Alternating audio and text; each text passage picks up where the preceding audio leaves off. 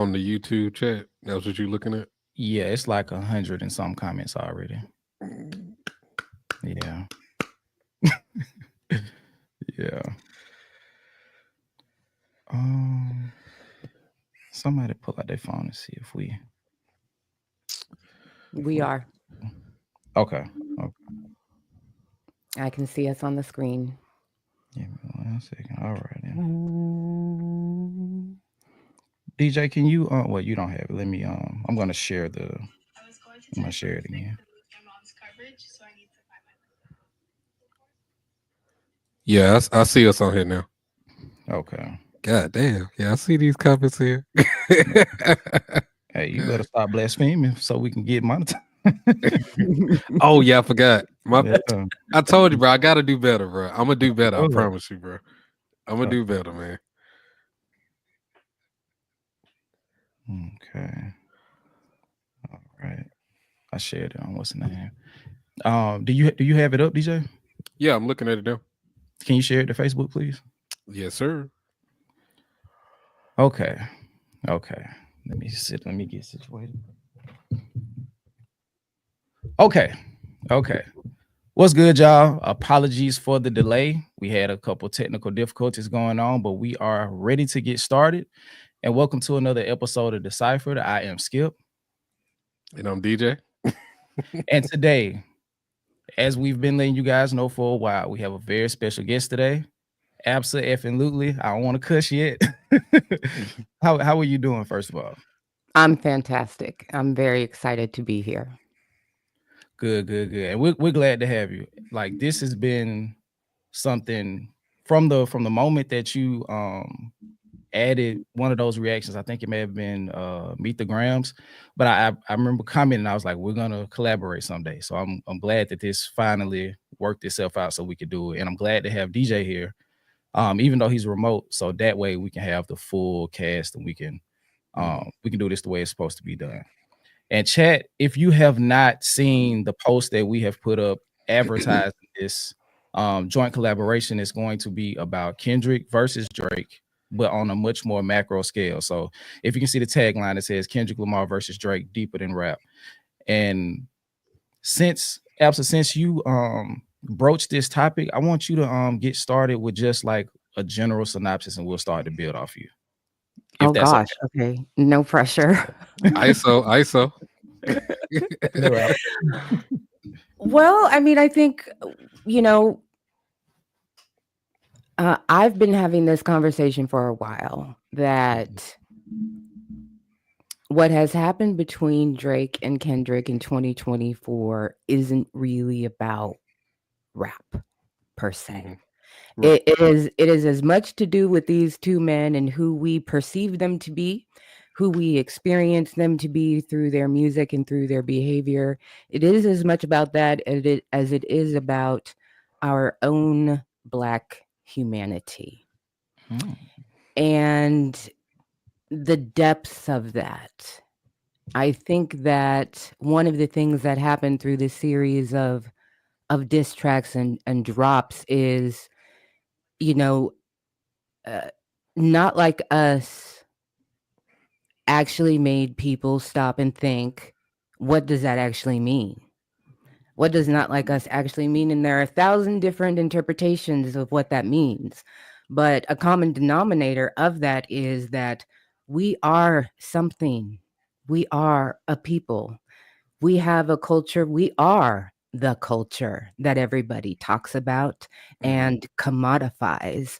And it is important to say they not like us because we actually are something. And for Black Americans in particular, we don't necessarily get to stake that claim to the heights of what it actually means. We don't get to actually remind people that hip hop is a Black cultural expression.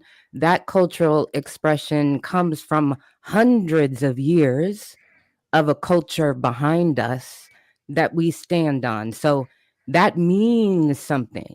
Our cultural expression is tied to the souls of who we are and to our ancestors. The culture, yes, is the struggle and the perseverance. The commodification of the culture doesn't give a damn about that. So a lot of people don't know that that's what came first. They think conscious rap is just a sliver of a product, right? Small genre. Yeah. And so for the first time, it was just, sorry for the sirens, it was just people, everyday people going, hold up, wait a minute. As a matter of fact, we are something and they are not like us. And what does this mean in terms of the behavior that we see in the spectrum of the culture, Right. from what degrades us to what uplifts us? And where do we as a people stand in that binary, in that spectrum? And that, I think that is ultimately why we're still dissecting it today. Okay. And if I'm not if I'm not if I'm hearing you right, on one of our videos that we did, DJ, I think it might have been Watch the Party Die reaction. Or even prior to that, it was, when are we really going to have a serious conversation on how we as Black people project ourselves, not just in hip hop, but everyday life? And are we going to get to the point where we It was really the hard start part to accept 6. the hard part 6? Mm-hmm. Okay, whether or not we're going to acknowledge some of the detrimental aspects of it. Is that kind of what you're saying, Elsa? Yeah, I mean, I think that there's a whole conversation about rap is anti-Black. Yeah, and that's what I was getting to, because I remember, and of course, this has been, like you said, like the reason why this is such a good starting point, because it grabbed so many people's attention, and we got to see how much of a dichotomy there is in the types of people, particularly within Black culture, but even outside on the periphery, of people who consume hip hop. There are some who see it from the outside.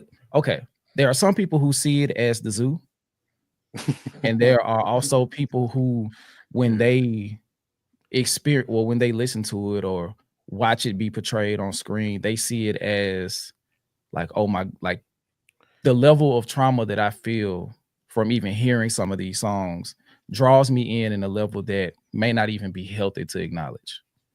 So with the thing that happened between Kendrick and Drake, a big part of it was the conversation that I was having was, I don't want to think when I listen to rap. I just want to be able to play it.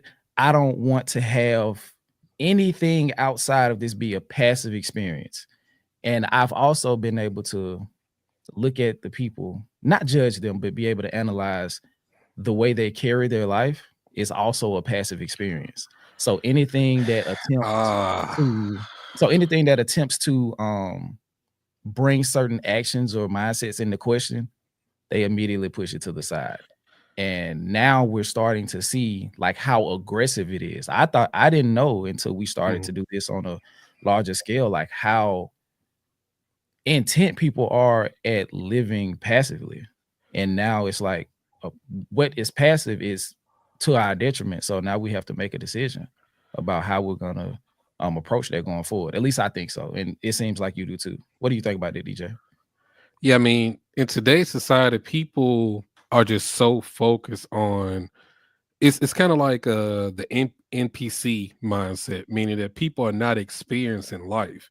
They're literally just going on, you know, with things coming and going, microwavable content, and they don't really live life the way that when you and I was growing up, like we were outside, we was active, like things meant something. Like, and it just a lot of things, like it's no shame really. Like people just post whatever, they do whatever, they just have no conscience understanding of what they're actually doing. And with social media, the digital imprint that they're putting out there, it never goes away. Like I don't understand why people don't realize that.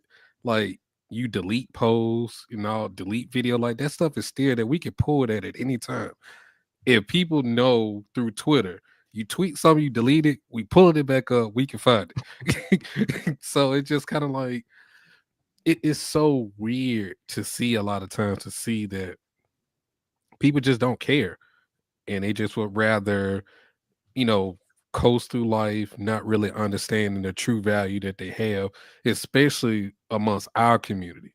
Like it's so much, derogatory information that's in music, the sex, the drugs, the killings that ultimately it's not to our benefit. So with this beef right here, it just really makes me open my eyes and understand that, it's a deeper conversation that needs to be had and people don't want to have it. It's obvious. Like they're trying to run away from it. And with Kendrick doing what he's doing right now, he's bringing everything out. He pulling out all your cards. He pulling all your trunk, put it on the table. Let me cut that up.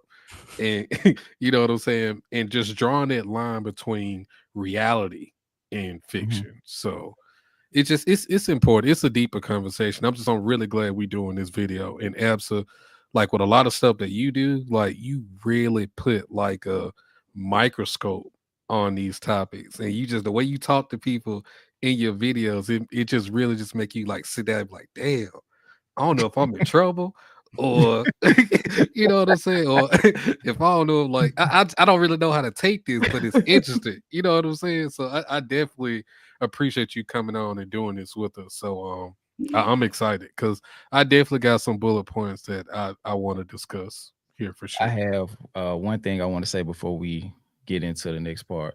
And it's kind of answer to why I feel like people don't want to have a conversation, because with acceptance or with acknowledgement comes responsibility. Exactly. Mhm. So just imagine I know I'm giving a lot of personal experience with. Okay. I remember maybe like 2010 when our generation started to get like hip to conspiracy theories and stuff like that. Mhm. Some of that stuff started to actualize in real time. But once you started to acknowledge it, shut your Malcolm X ass up.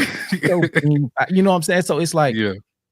they think, or a lot of people have presented it to, you have to be either a revolutionary or completely be like a robot. Like, you know what I mean? And it's so crazy that there's no in between.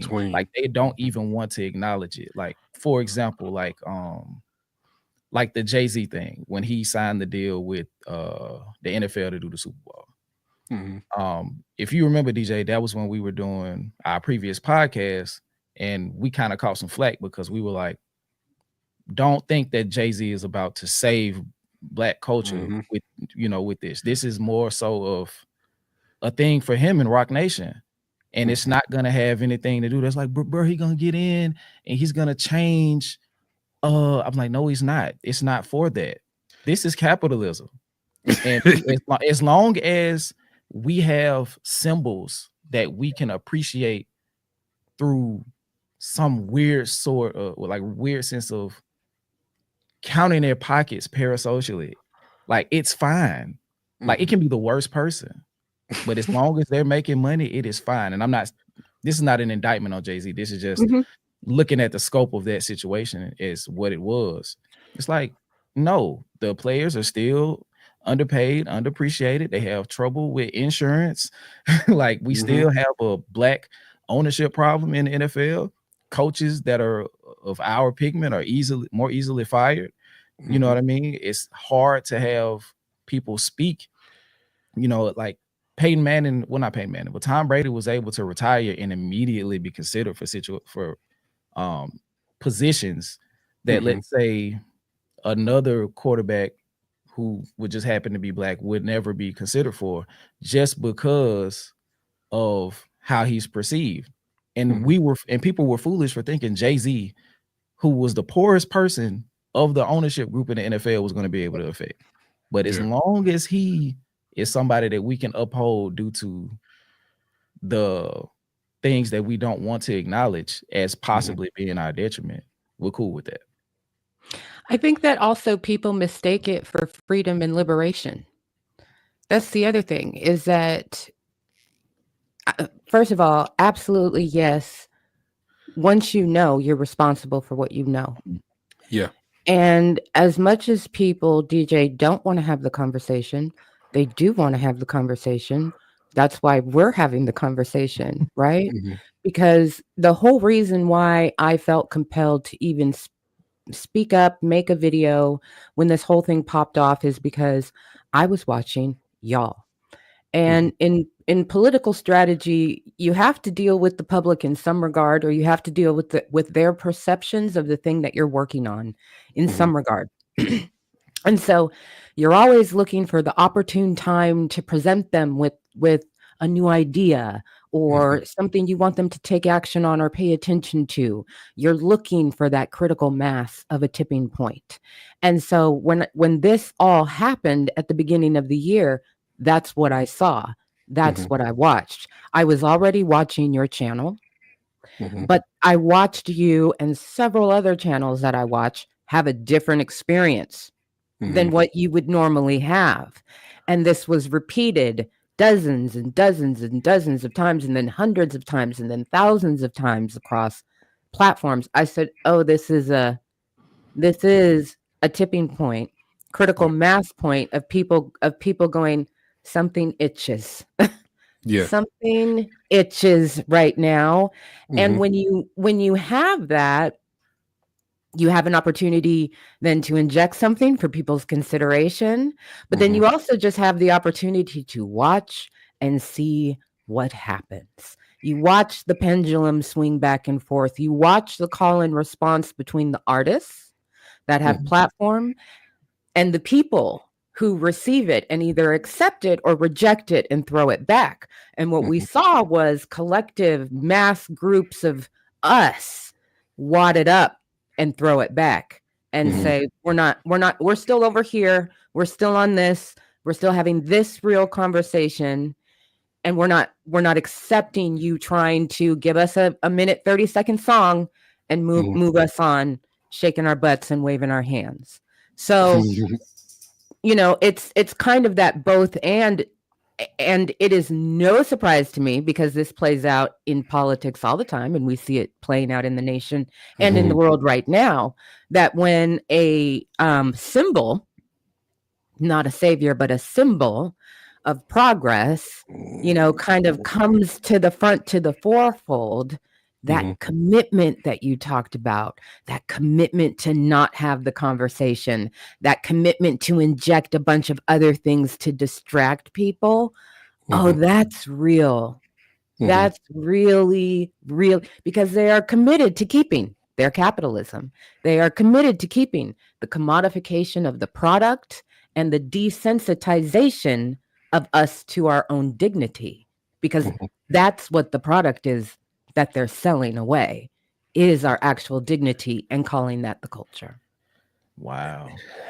And That- one more thing, I want to piggyback off something both of you kind of said. Um, when I mentioned the NPC lifestyle, right, and you all are talking about people not wanting to take accountability, I feel so that's why people are so easily ready to follow these artists and people in power because they're looking for a savior. They don't want to be responsible after doing the work of being responsible of putting that into action.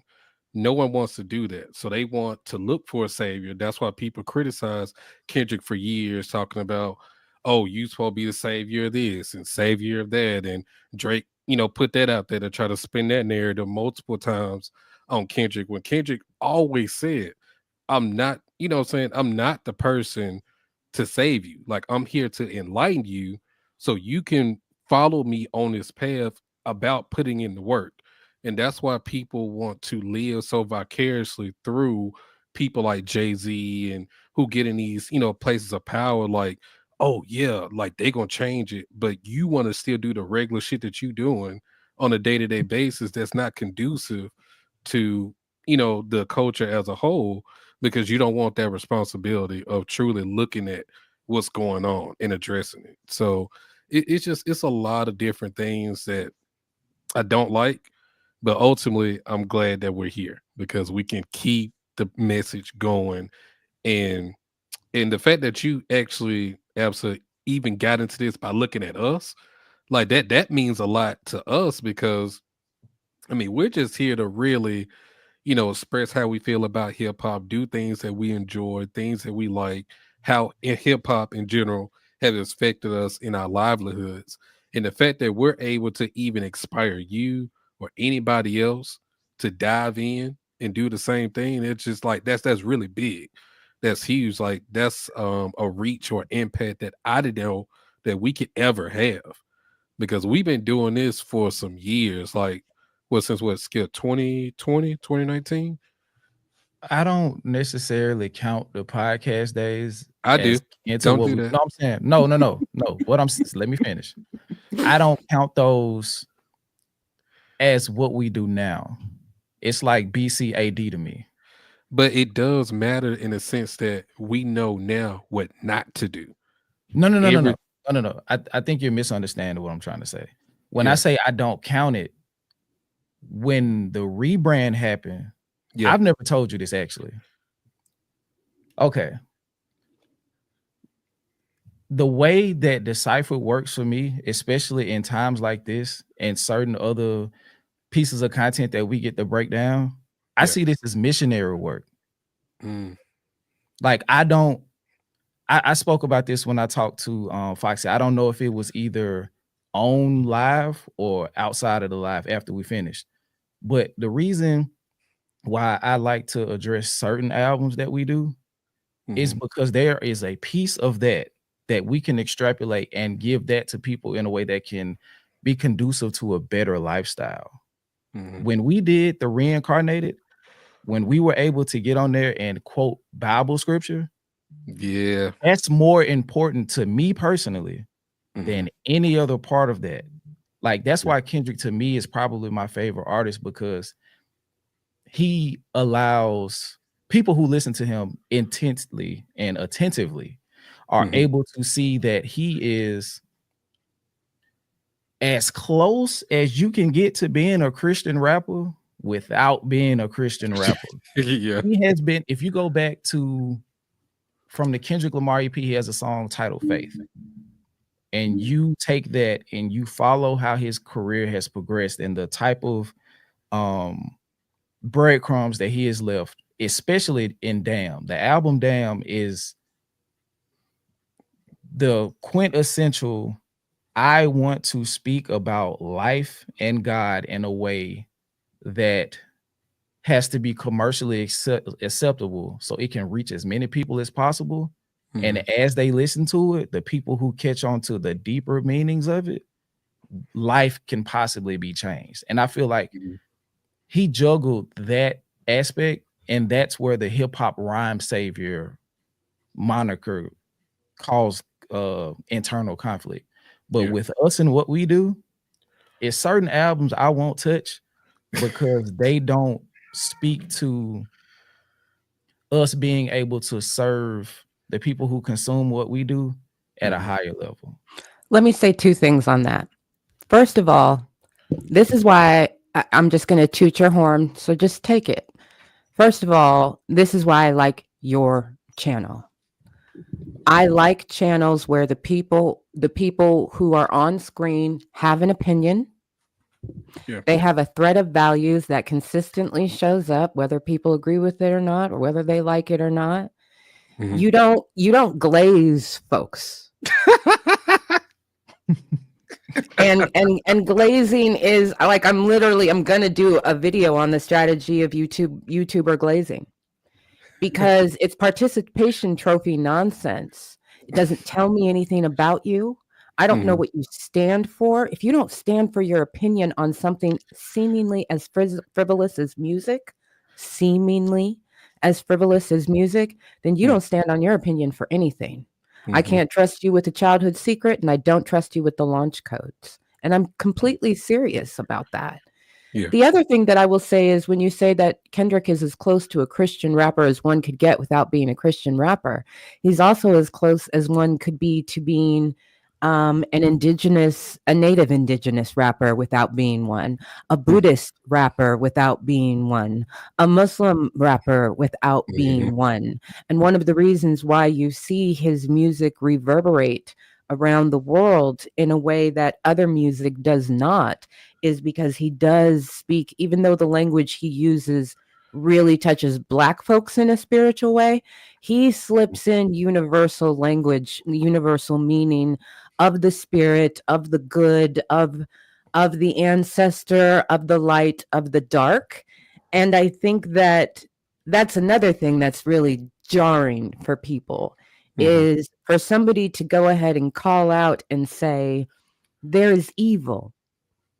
I experience it. I struggle with it. Sometimes I fall to it. And I've witnessed it. And I am trying every day to keep my murderous thoughts to myself, because evil should be taken out. And I've said this before on my channel. I've said sometimes to break generational curses, the damned need to die. And people are like, oh my God, that's so dramatic. No, it's real. And there are a lot of people who have not actually experienced evil in the world. And I know he has, because I have, and I can hear it when he talks about it. And sometimes it's in experiencing evil in the world that sends you searching for God. Yeah. And you don't start off in a place of, I've got some insight, some deeper knowledge into the thing. You don't start out there. You start out with, I've seen the evil and the destruction and the death and what is put on us as a people.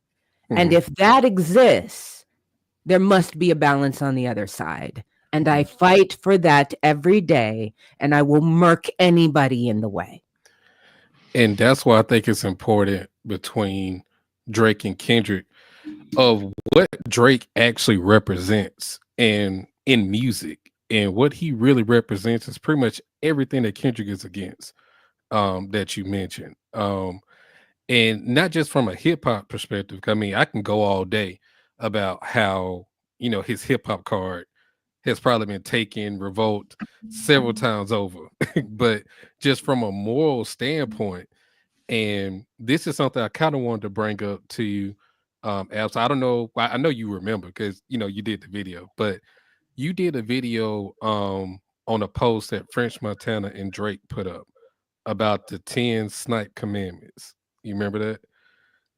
And I just thought that was really interesting watching that, because that mindset, because normally you wouldn't really put those kind of things out there. But the fact that he was able to post it, like that's a lifestyle that they move by. Like I truly believe like that's a real lifestyle that they move by behind the scenes. And I just wanted to, throw it back to you a little bit. If you remember them, if you want to just touch on it a little bit. And then of course we could, send people to that video too. But like, could you go back over what those Snipe commandments were? Yeah, I definitely don't remember them in detail, but the overall premise of them is that the 10 Snipe commandments outline a way to engage with women who you want to have sex with, whether or not they are available, whether or not they are trafficked, whether or not they are in a relationship with somebody else.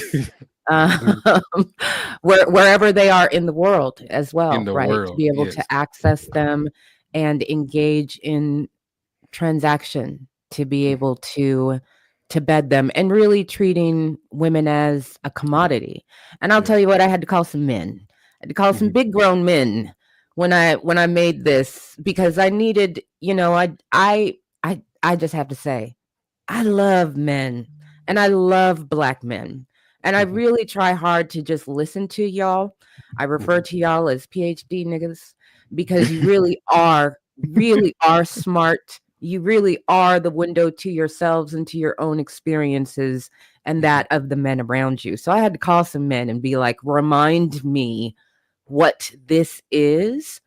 And there just is straight up a culture of men who are raised to believe that your member is your manhood. How many women you bed is your manhood. If you maintain a wife and a mistress for 25 years, that is tied to your reputation as a man. And in many Black families, particularly in the South, we have experienced those dynamics of Absolutely. grandpa and grandma were married for 50 years, but Tisha down the street, he was visiting her for 30, right? Yeah.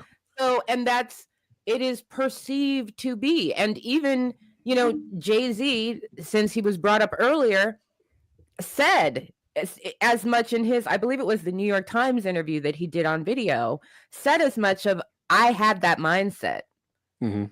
I had that mindset of that is what you are supposed to do. That is what success looks like.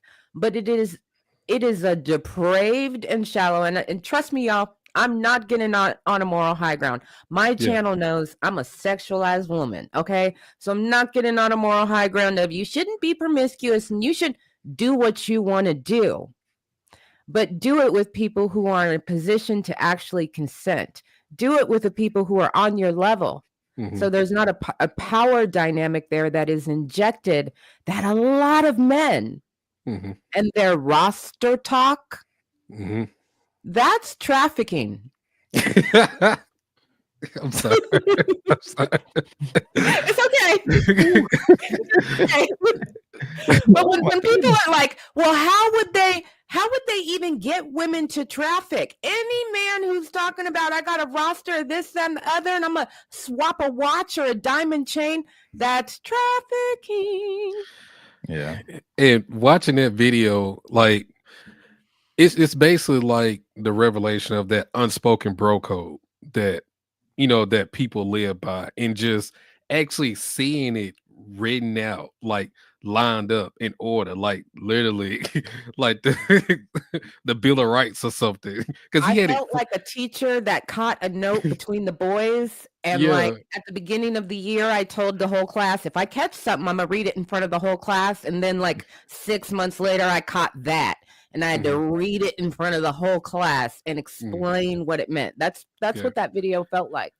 That's what that video felt like. But it is a window into, the reason why, one of the reasons why, I think the main reason why Drake has suffered so much harm in this situation is not because Kendrick said pedophile or a minor or anything like that.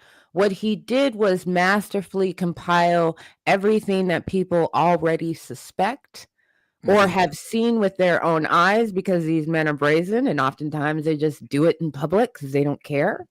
He took all of those things. He took the Reddit threads. He took the tweets. He took everything that people have been saying about this man for over a decade and said, this your king? Yeah.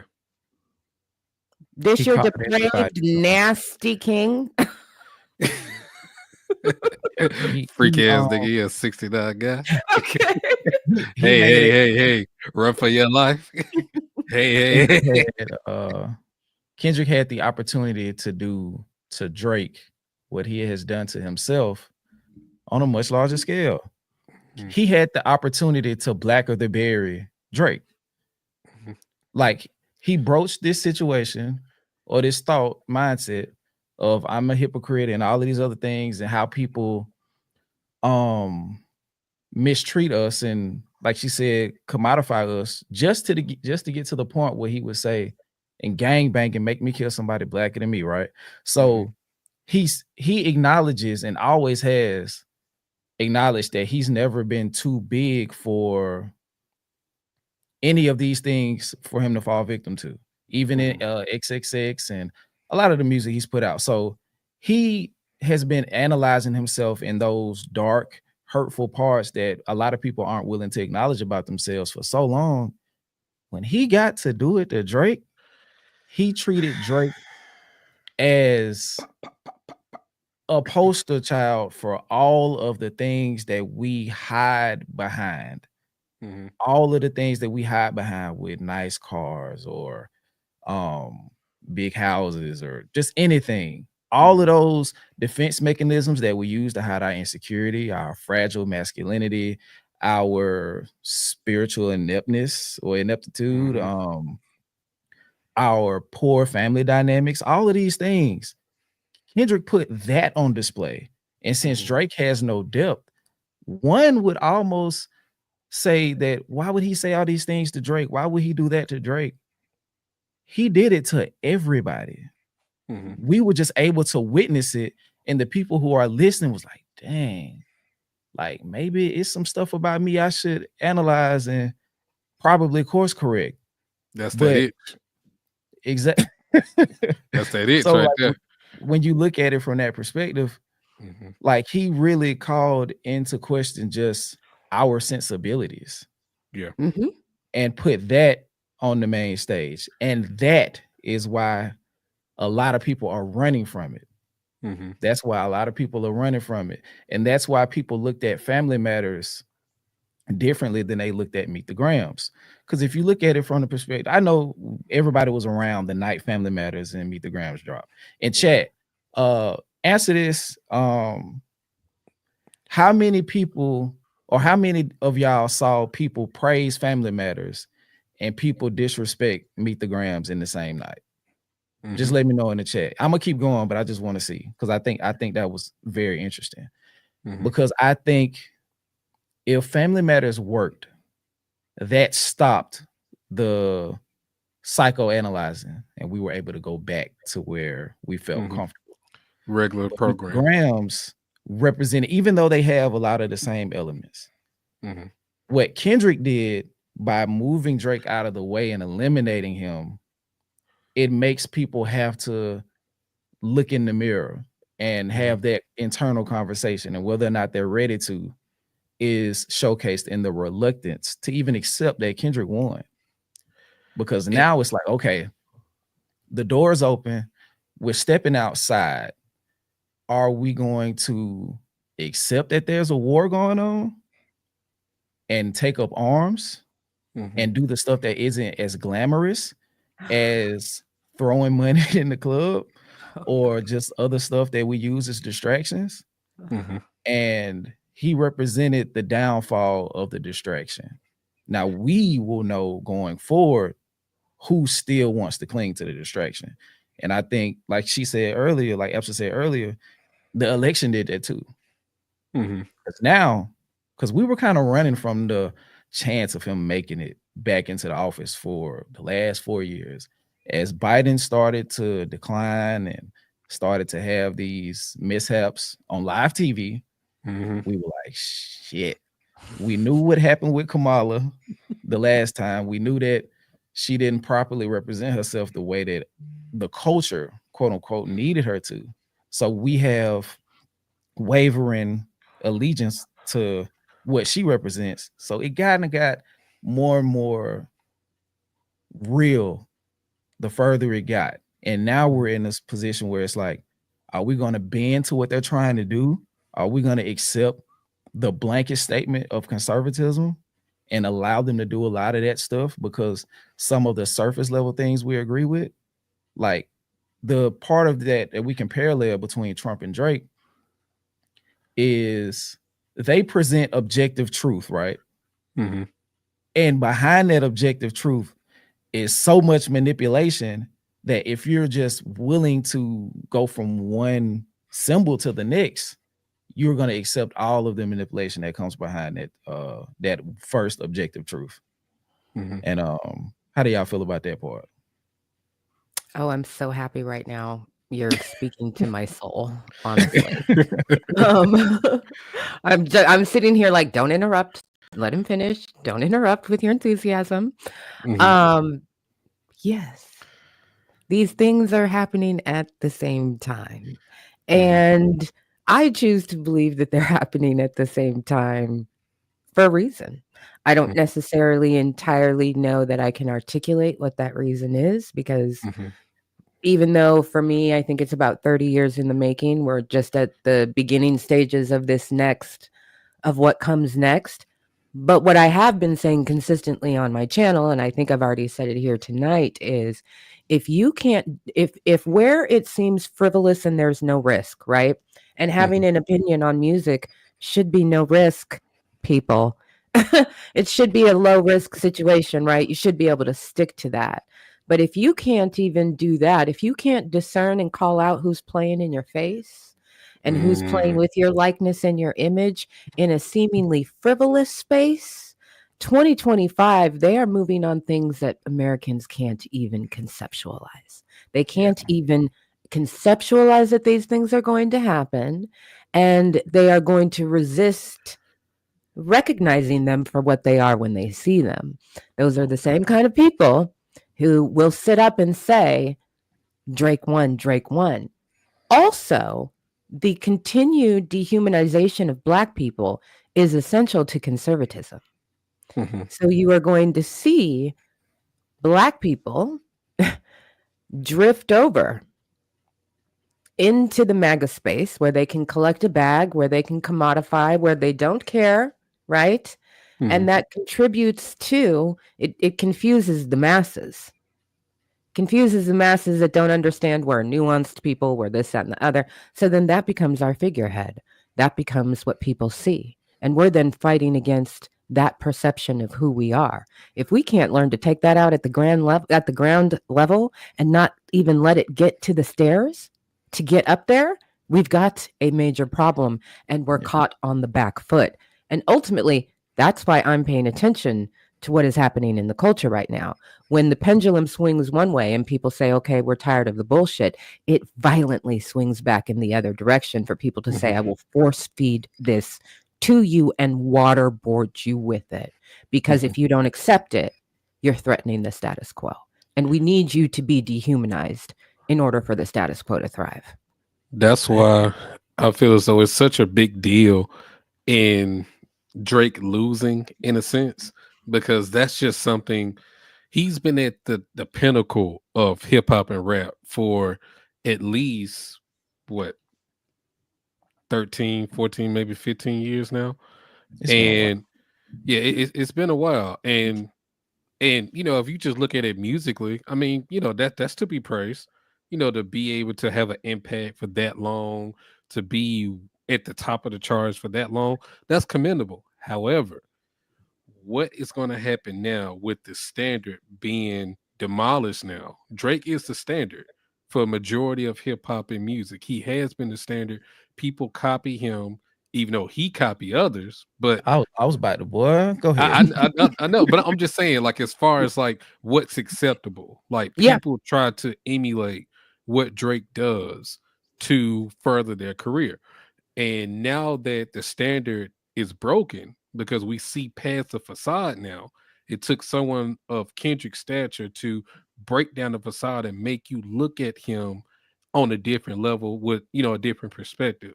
So now that he's been dismantled, or maybe he's not 100% dismantled, but he's slowly like getting the he's hell out of weakened. it.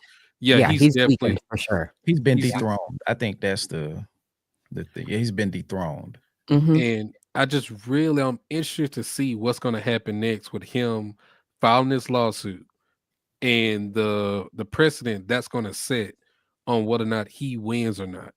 Because if he wins that lawsuit for whatever reason, that's just another instance of Drake changing or moving the goalposts and changing the whole rules of engagement on everything that we know about hip hop and things like that. When the Drake and the Meek Mill beef happened, he totally changed the rules on how you're supposed to respond in rap and music. Oh, I respond to you in 3 days. Where y'all at? And now everything that's happened since then, everybody takes that same model. You got to respond quick, or if you don't respond within a certain amount of time, your diss or your response is invalid because you didn't respond. Wh- Drop, drop, drop, drop. and when it was never like that in hip hop. If Mhm, you responded whenever you was ready. It mhm, just had to be good. You mhm, know what I'm saying? mhm. And now drop. That that beef just really just made me look at Drake like you're not as smart as you think you are, I feel. And the way you moved throughout the course of that beef, like it's not what I expected. Like, granted, over the years, my view of Drake has definitely changed because I'm not gonna lie to you. At one point in time, like early Drake, I was a stan. But as I got older and I matured, certain things just didn't vibe and it didn't sit well in my spirit about Drake. And then when more stuff came out about, all the help he gets and how he treats people behind closed doors, I demoted from a stan to just a fan of just music in general. I can't champion the things that he does without, looking at myself in a certain type of way. And I don't understand how people can't see the severity of this lawsuit and what that's going to mean for everything in rap going forward. Like, Let Real me say quick, two things. Oh, yeah, go ahead. Okay, let me read this super chat real quick. Then I give it back to you, Elsa. I think from Demi, shout out to Demi for the super chat. I think we're witnessing a cultural renaissance similar to the post-bubonic plague renaissance, and Black Americans are leading it with hip hop, country, and rap. Love the channel. Love Absa. Appreciate you, Demi. Thank you, Go Demi. ahead, and then it's another comment I want to respond to after you. So go ahead. I don't want to cut your wisdom. Yeah, well, so one of the things that I want to say is, we talked about like accountability. When you know better, then you got to do something about it, right? Let's also just be real that Black people, when it comes to systemic power, we don't have it. Okay. So let's just go ahead and say that we are conditioned and marginalized into a position where we are seemingly on the back foot when it comes to WTF do we do about A, B, C, or D. So I just want to acknowledge that like there are some things that are completely not our responsibility, but there are some things that are. And I'm very much telling people to stop looking at the whole pie and look at the piece on your plate that you're responsible for eating. So, turn the bullshit stations off. Don't listen to the nonsense anymore. Support YouTubers who are doing the damn thing. Like, you have to condition your mind, right? And just be disciplined in what you consume and you don't consume. That's as much a part of the fight as anything. In regards to the lawsuits, they're not lawsuits. So I just want to say that I know you know they're not lawsuits. I know they're petitions, and we all shorthand it to the lawsuits. Right. I think we're so far away from that. Okay. We're so far away from Drake potentially winning anything, even if he wins the hearing in January and the judge says, okay, you can go fish and see if you can actually come up with evidence to actually sue these entities for. I think he's going to have a very difficult time. I think that the way that those petitions are languaged, I'm not a lawyer, I'm a strategist, but particularly with the defamation of character, he explicitly says in that petition that UMG knows he's not a PDF. And how do they? This is a rhetorical question. How do they? The only thing that they know is that either he hasn't been convicted or they haven't found a public case of him being convicted. That's not the same thing as you aren't the thing. That doesn't even get to breaking down the lyrical content and did he say this and what does it mean this? I'm talking about what Drake's lawyers put in their document on behalf of Drake, which I found shocking. I found it shocking that they said this isn't rap. This is accusations. That is a death knell to me. And I found it completely shocking that they would put forth that UMG knows Drake is not a PDF and therefore they knew that the lyric was defamatory. They can't prove that. I'm way too famous for that shit you suggested. Real quick. Just like they can't prove whether or not he's a certified lover boy. Just like they can't prove or know whether or not Kendrick has ever hit his woman, his wife, or somebody that he's been with in the past. Just like they don't know anything else regarding people's lyrical content because this is rap. Yeah. So go ahead. Somebody said something in the comment section, and let me go back. I want to pull it back up. It's not even a super chat, but it's interesting to the conversation we're having. I think his name is, I don't know his name, Maurice Scott. It was another one. Where he was talking about, I can't find it. I'm gonna take this down, but basically the point he was making was music isn't supposed to be charged in any way. And when I read it, I looked to the side and I immediately thought of your viral moment. This is rap. This is rap. Because I think that a lot of people like, and this goes back to the conversation we're having. A lot of people don't know where hip hop came from. So a lot of people don't look at it in the lens of how it was originated, what it stood for. So when you get to a point of it no longer being politically charged, the Chuck D's and all of those people being gone, like somebody would tell me they're a hip hop stan and not know Immortal Technique. There is not a music on the planet that did not arise out of a struggle of a people. Folk music is protest music. Bluegrass music is protest music. Rock and roll, born in the USA, that is a workers' anthem. There is no music in this country or really around the world that does not come out of some form of expression of necessity. Expression of necessity. Here's the thing. I remember when Black Panther came out, and I was working for a woman named Karen, and we were having a conversation about Marvel movies, and I mentioned that I had just seen Black Panther, and before I could finish this sentence, she said, "I don't like political movies."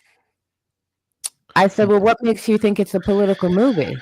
And she immediately started falling on her words, and she didn't know what to say, and da da da da da. I said, "Oh, you think because this is Black and about a country in Africa and that it's politicized?" I said, Black people are not inherently political. Our lives are politicized. Our lives and indigenous lives. There are the only people that have more laws written about them baked into this country than Black people is indigenous people. And I'm indigenous and Black. So I didn't come out deciding I'm going to be, fighting for human rights. I had to learn over the course of my life that my life, my existence in this body is regulated by law, is regulated by systems that come from, that are inherently racist. And then flipping that and looking at, well, what have my people done in the face of that? And what has driven the protest, and where do you find the history of the protest? You find it in the lyric, you find it in how they express, you find it in the beat, you find it in the drum, you find it in the patterns of our expression. I forgot where I was going with that, but I just wanted to say that. If music is music and rap is rap, we wouldn't be having this conversation. There we go. My hair wouldn't exist. Exactly. The petitions wouldn't exist. We wouldn't be having this conversation because it'd be an understanding that this is just rap. This is music. We're not taking it seriously. It doesn't mean anything. It's just for entertainment. But Rage Against the Machine. Hello. Like, come on, man. Like, how can you say something as asinine as music is not meant to have any point beyond entertainment? If that was the case, a lot of genres, there would be way more Drakes. Like what Drake was doing would not have been singular. It would not have been so just, oh my God, he's doing something that hasn't been done before. Because a lot of, like DJ was saying, an earlier point, he was like, him being at the top for so long should be praised. I kind of don't know how I feel about that, because look at what it took for him to do that. Drake is America. For as Canadian as he is by birth, his actions are American in nature. Yes. If you look at it from the perspective of, okay, I'm gonna go get this Afro beats, I'm gonna go get this, I'm gonna go underpay this guy for this song that I'm gonna turn into the biggest song for my, at that moment, biggest album. I'm gonna go turn this guy into an employee at the sweatshop. I'm gonna do this. I'm gonna be silent on the culture that I'm profiting from the most at this given time, and drop a press release for was it Elton Sterling or was it George Floyd? He dropped a press release for it, but he wouldn't put it in his music. Yet and still, he's embodying all of the surface elements that would make someone from the outside looking in think he's of the culture. Mhm. That is colonialization. Absolutely. Being that entertainment is one of the biggest exports in America. Right. Yeah. And Drake being at the helm of entertainment in a lot of areas, Mhm. he was able to do stuff that are so deeply woven into the fabric of America. A lot of people don't even notice all of the detriment that he brought to hip hop. So now you're looking at it like, how are we going to progress? It's going to be tough because he did a lot of furthering of the agenda. Think Mhm. about the first song from the beef that he did, Push Ups. Mhm. The biggest argument about that song, before we even acknowledge the quality of what he was saying, was, is it AI or not? I was just gonna say that. Yep. Mhm. Is it AI or not? Yep. And when they asked Vince Staples about how he felt the battle was going, he said, basically, we losing. UMG is winning. Drake was servicing Yeah. a greater mission beyond the culture, and that's why he looked at the culture with such disdain as the pressure started to apply. Look at what he Mhm. said. Oh, he hates us. You rapping like you trying to get the slaves freed. And that line alone should completely change how you view the battle in its totality. Mhm. Because his whole thing with his at that time alleged ties to Gamma, which is what scared me about the battle, is he about to do the quote unquote whitest thing ever and tell these artists he's in this beef with, I own you? Mm. When I thought he was connected to Gamma and I started to connect those dots, which ultimately didn't really even turn into anything because we don't know to this day, but all the people he was in those beef with outside of Kendrick were all signed to Gamma. Mhm. So Oh, I I can thought tell he was you. finna You have pull any a questions? I can tell you. colonization. I thought he was about to say, I own all of you. Yeah. So I don't care what you guys say. I think So- that one thing that people don't really understand is that outside of America, Black Americans have no humanity or dignity. Mhm. We are a caricature and we are a product. Mhm. We are not a people. We are a caricature and we are a product. We are something to exploit and make money off of. And I truly believe that at the very beginning of Drake's career, some industry CEO put his arm around Drake's shoulder and told him, Black people have no idea what they like. We tell them what we like. We decide what's hot. We put it together. We pull in the best producers. We do this. We put the money behind this, and we make you what they want. And even though the sales that really propel him there are white, right? Mhm. It's this pretense of, no, you're actually going into the culture. We can actually make you one of them. Yeah. And nobody is going to do anything about it because this passive group of people, all Black people, aren't going to do anything. They have no power. And so this is the first time that he hit a reality that was different than we can lead niggas around by their noses. Mhm. Like, we were the ghost in the machine and we revolted. Yeah. And now that's he really does hate us. He don't like us at all. Because Yeah. I think now he's at the point where he's a part of his pivot. And I watched that video. That was a great video that you did about the plan that Drake had. I Mhm. think he's looking at it from the perspective now of, I don't need you guys anymore.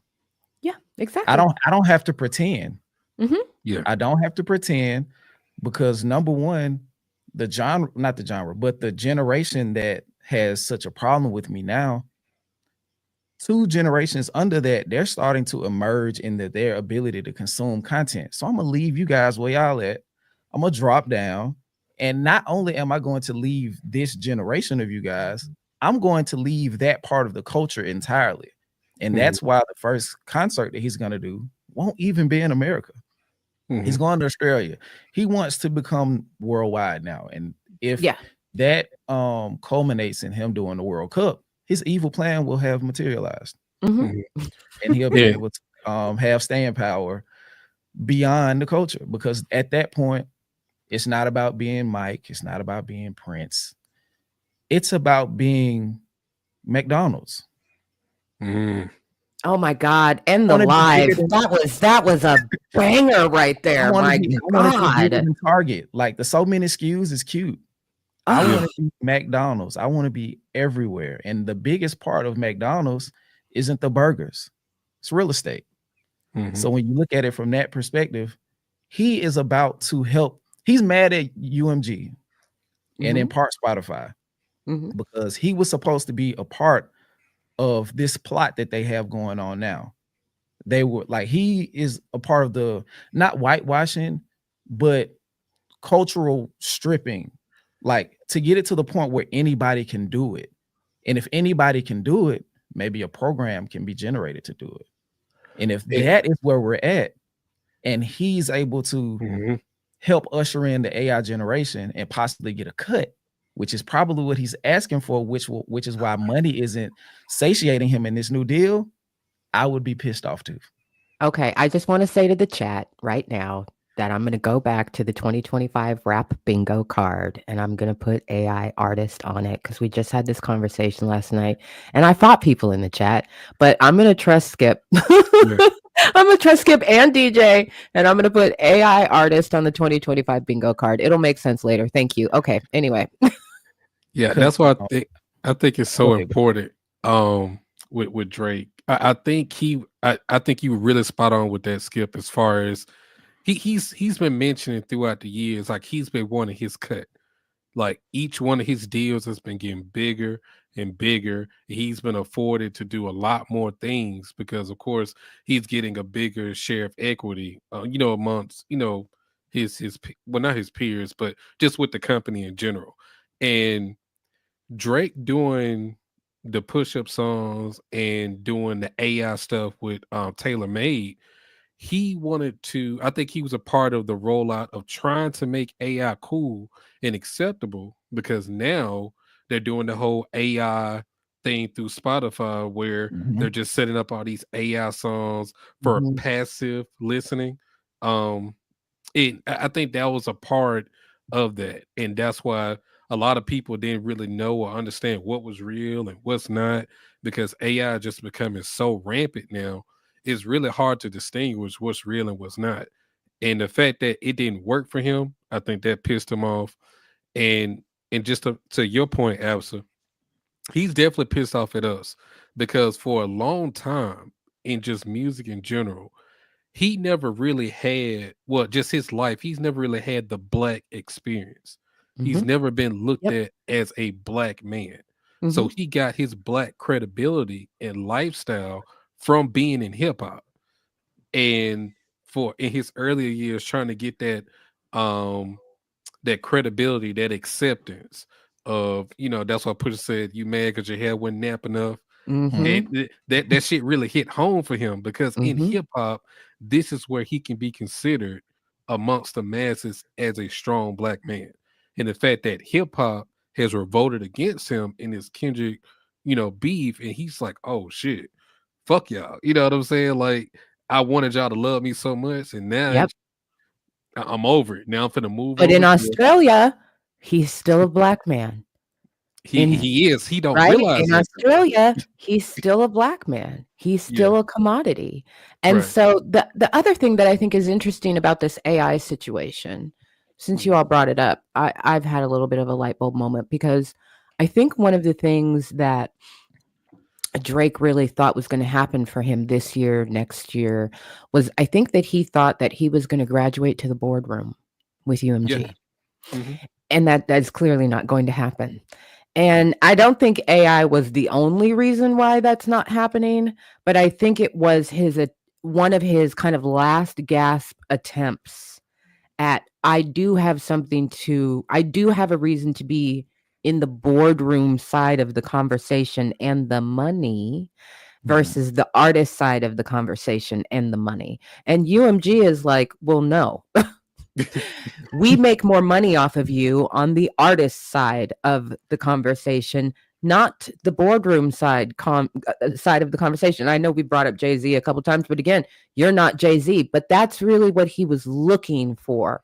15 years into the game, What is going to be the thing that propels you from where you are in, in your reign on the charts, however you got there? What propels you from that to true boardroom billionaire shot caller status? And I don't know that. I've got another video coming out on Thursday because I think Drake is broke.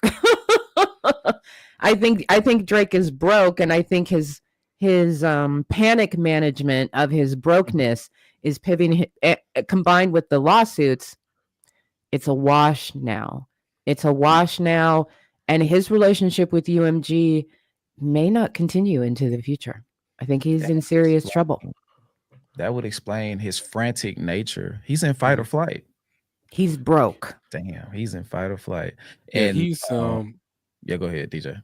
He's been taunting Kendrick for years, even with his last project, For All the Dogs. It was a lot of veiled Kendrick shots, and shout out to Skip on this one. Like, he really broke down to me on the song Red Button.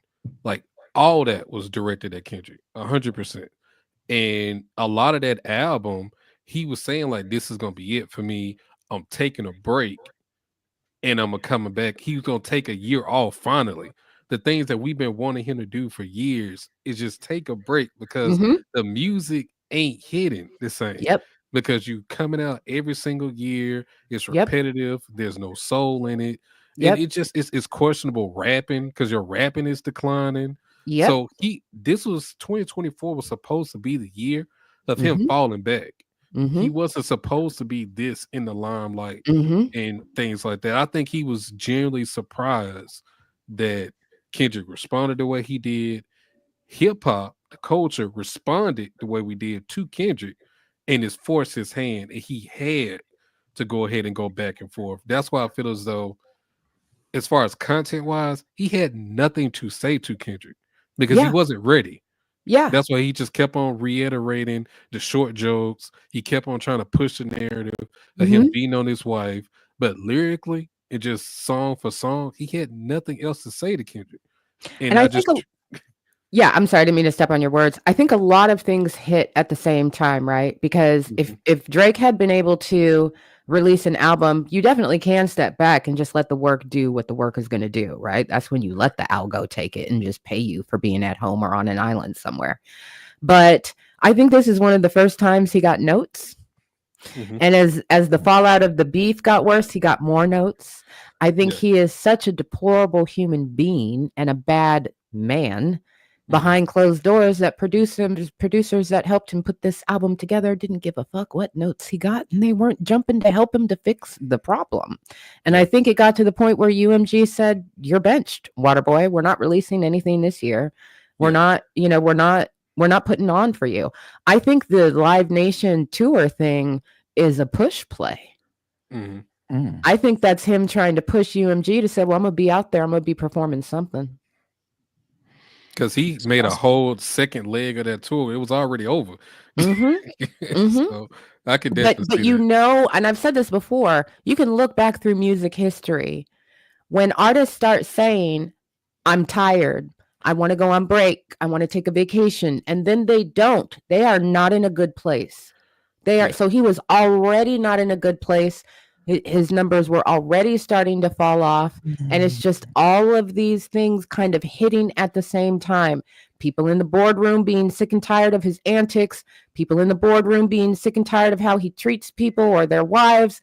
People in the booth and in the recording sessions being tired of him not giving a damn that their mother died, or not giving a damn that they're going through it, and, saying disgusting, treating them like he owns them. Yeah. Wow.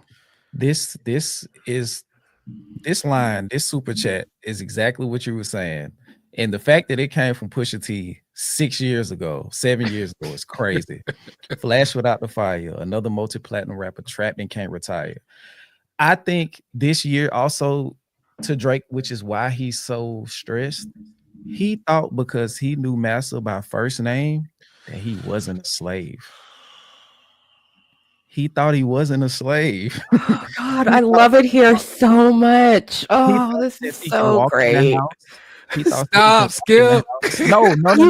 You guys ain't got like a little mother-in-law's little 2-bedroom in the back that I can move into, because this is great. But I'm serious. I yes. think Get off the ropes. He walked in there. He was like, Lucy, my guy, what's up? He was like, Drake, it's bad right now. It's cold outside. You got to sit down, buddy. He was like, but can we talk about renegotiation? I don't know right now. When it's such and such and such, I don't know if I can do that. I'm sorry. I don't know if I can do that for you right now. Then he was like, and some of the stuff that you're asking for, we can't ever do it for you. And like you said, he's more valuable on the other side. Like he has to continue to work. He has to continue to work because that's where he's most valuable. Yep. He couldn't come off tour because he still had obligations to meet. That's tour right. the quota that he had to meet. That's and right. Also, he had to get other people on. So that's money that he has to pay that doesn't go back to the UMG. He had J. Cole. He had Wayne for a while. I can't remember if he had anybody else, but he had people that cost a lot of money on that tour. Now, granted, they helped him generate in Eclipse with the Mr. Morale and Big Steppers tour did and become the highest grossing. But if you got a $400 million deal, and I think a lot of that money was up front, I'm assuming it's anywhere between 3 to 5x ROI that's desired. And I'm not saying that he's not even good on the money, but if you want something outside of that and you want to do less work, how is that feasible? How is that feasible? And I think that he thought he had did enough good work that he could finally take that apron off and those house shoes that he beat a hole in the back of the sole with and start to relax.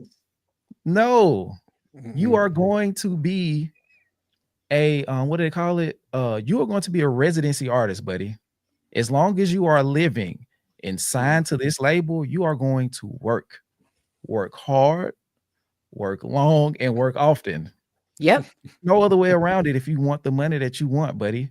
Yep. So get back in the studio, do whatever tricks that you have to do, whoever you gotta pay, whatever. I don't care. We gave you 400.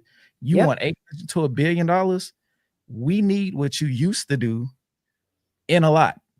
Shout out to Jay Black. But and I think he's running out. And this Kendrick thing, to agree with you, Abs, I think he thought that this was going to also give him the ability to circumvent a lot of that stuff. Because now, if he would have beat Kendrick and he would have properly planned a rollout, his album probably could have went platinum in a week. Oh, yeah. Now, I think so too. Yeah. He's in a situation to where we don't know what's going to happen. This is the first time in Drake's career we haven't been able to project. And that's why they don't want to invest, because they can't project the ROI. It don't matter how long you tour if you're not profitable, buddy. It doesn't matter. It's somebody else I want to talk about in this conversation. Is this going to be the J. Cole crash out? Are you okay, Skip? Are you okay? Yeah. But I don't want to crash out. I got both hands on the wheel. It's okay. We're here for you. We got you. But this is something I have to attend to. Okay. So I don't have any notes. I'm sorry that I didn't get to prepare the way that I normally do, but it's 3 P's that I want to discuss: pressure, persona, and propaganda. Right? And this doesn't 100% apply to Drake or J. Cole or even Kendrick. I think those were the 3 biggest elements of this entire battle. I think the pressure and persona protection made J. Cole drop out. I think propaganda was what Drake thought he was going to be able to lean on, so he could win. And Kendrick's constant applying of pressure in his own respect has Drake in a position now where he does not know how to respond, because he feels at any moment if he says the wrong thing, a projectile's coming. It can do further damage to the fragile persona that Drake has. Like if he catches him with another Meet the Grams type track in the middle of this shift, it might be over. So I think it's best, and Drake understands that it's best for him to just quietly and subtly move his chips off the board, and by the time he's set up on another table, we won't be able to do anything about it, us being the culture, because we'll no longer be his Invested. target audience. Hmm. That's why if you notice everything he's done since the beef ended, for the most part, he just subtly sending shots in every small petty way he possibly can through Instagram posts, stories, him going on these streams, with these, the big streamers, Aiden Ross, what was the guy, XQC, I think Yeah, that was, I never heard of him until Drake went he's on not there, of the but culture, buddy. No wonder you haven't heard of him. We don't know him. He's not over here. He's not but over here. he goes on these lives and like they try so hard to bring up Kendrick, like the clips I've seen like on Twitter and stuff. And Mhm. Drake just always throw these little petty side shots, but he watches what he says very carefully because he knows if he say the wrong thing, Kendrick coming out the woodwork with another one. And that's some shit that he'll want to deal with. That's pressure. The Yeah. pressure to continue promoting his brand, because the brand of Drake cannot financially, like Absa said, go away. He cannot go away because his brand is built on being number one, right? Yeah. So if Drake isn't present, that kind of affects how valuable he is at that given moment, because Drake makes in the moment music. So if he's not in the moment, there's an opportunity, at least he feels like, of the moment being taken. Look at what Future did this year. If the Drake in Future, I mean, if the Kendrick and Drake thing doesn't happen, Future is the MVP this year, because we probably Absolutely. don't get GNX, right? Right. So Future would have been like, there would be another conversation to be had, and that's not good for Drake's brand. A big thing about Jay-Z, a thing that I'm starting to see now is there's an argument that Jay-Z was never number one for any year. I think I know what you're talking about, Skip. I Drake, saw that. Drake can't have that happen, Right. because we're in an era now where last year is almost a distant memory, right? So Drake is going from day to day. He's almost living from paycheck to paycheck as far as cultural currency. He's living paycheck to paycheck. And now he's taking out payday loans. That's what the XQC thing is. That's what Aiden Ross is.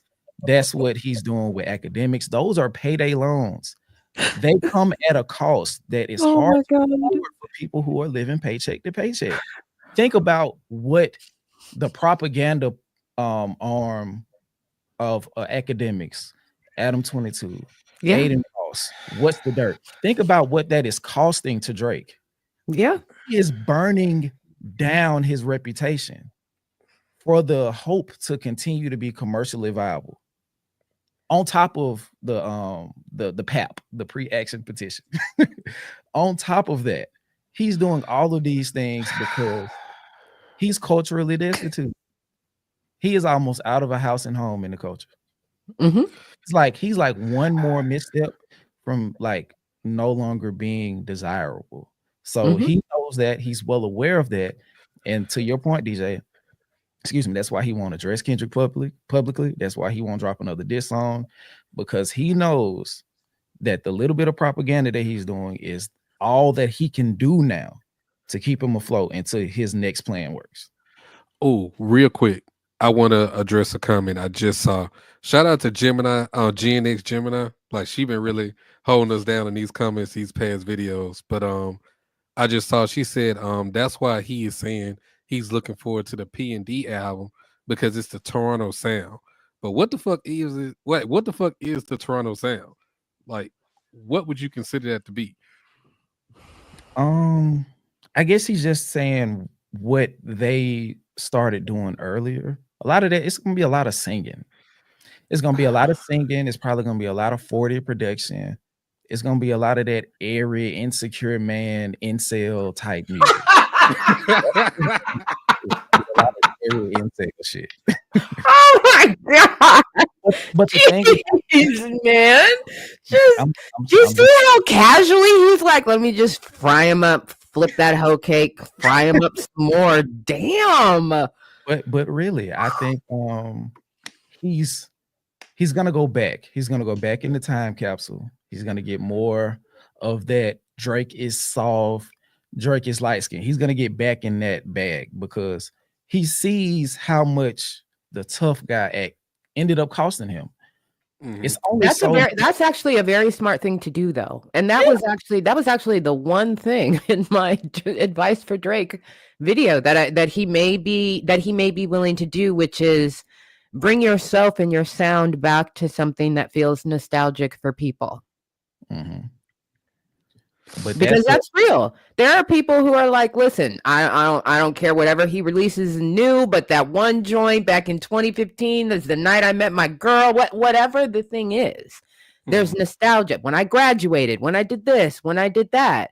Bring people again, the psychology of people, bring them back to something that makes them feel emotional towards you in a positive way without even actually having to really think about you, because it's associated with something that's tied to their real life. If he would do that intentionally, that would help him. But I agree that he is being very careful. I think also if he were to take another shot at Kendrick and fail, it will fail. There's not a shot he can take that's going to work. So any shot he takes is going to fail. That's also just going to hurt him with UMG. And he's already, his bargaining chips are already bad with UMG. But yeah, I think that he is really, I agree. It's a paycheck to paycheck kind of desperate, how do I survive now? A very intentional audience funneling, enough needling, not quite poking, to be entertaining for this younger group that doesn't care about substance. They love to be entertained and they love the antics of it all. And it seems counterculture to them that, oh my God, did you see what he said about Kendrick? But we know it wasn't anything that's actually going to get that sniper shot back. Right. So he is in some sense being extremely strategic, but in a very crisis kind of situation. Yeah, and I hate that for artists that that's associated with Drake or in this situation depend on Drake to be relevant or to get their shit off, like Party. Like for the most part, this is the reason why people respect The Weeknd so much, because he was able to get away from that. He would have ended up like another Party Next Door who has potential, makes good music, but Drake just takes it all and uses it for himself.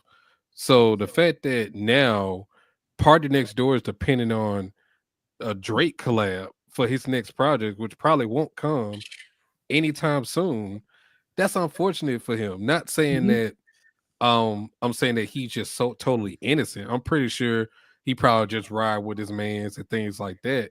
But if you just look at it financially and for your career as an artist, this is definitely detrimental to you, because for a while, Party has been off and on, hit or miss for the most part with people, and he needed that. He needed that too to get him back in good graces with people. And the fact that that's not coming now, that's really unfortunate. So I really hate that, but it is what it is at this point, and it's nothing really Drake can do about that, honestly. Real quick, I want to ask a question before we pivot. Yeah. We talked about him trying to get out of the culture, right? Yeah. Is the Party Next Door project not a double-edged sword? Because now you have to go back and shop with the people that you're kind of trying to sidestep. How do you think that's gonna work? The same way he thought 100 gigs was gonna get off, or they cut that shit down or shut it down. It's the same way. He thought he was really finna get some shit off, dropping his stuff. They said, bring that shit back. Get over here, head ass. Like, we not letting that shit get off like that. So it's gonna be the same thing. It's gonna be on their terms or what they agree or what's gonna be beneficial for whatever ROI they're trying to get back from him. And also, don't be surprised if they have brought in some Eastern European DJ to EDM that shit up. Yeah. Mhm. Just in case Because here's to answer your question, that's how they can sidestep it. This is when they are just like, where can we take the product and sell it? It doesn't have to be here, right? It can be anywhere else. They've made just enough of an adjustment to the sound to make it go. And So so they're clearly on that pivot. And I think we all expect there may be another Kendrick drop, right? In the first half of 2025. He's going to be on tour. I think it's going to be his first viral tour that he's ever had. So it's going to be feeding the timeline of content like Beyonce's Renaissance tour, straight up. I think that is what it is going to be like. So Drake really needs to be somewhere else. He really needs to be somewhere else entirely, starting to introduce kind of a new thing, a new sound, something that's novel, and doing click ups that make people go, oh, how interesting.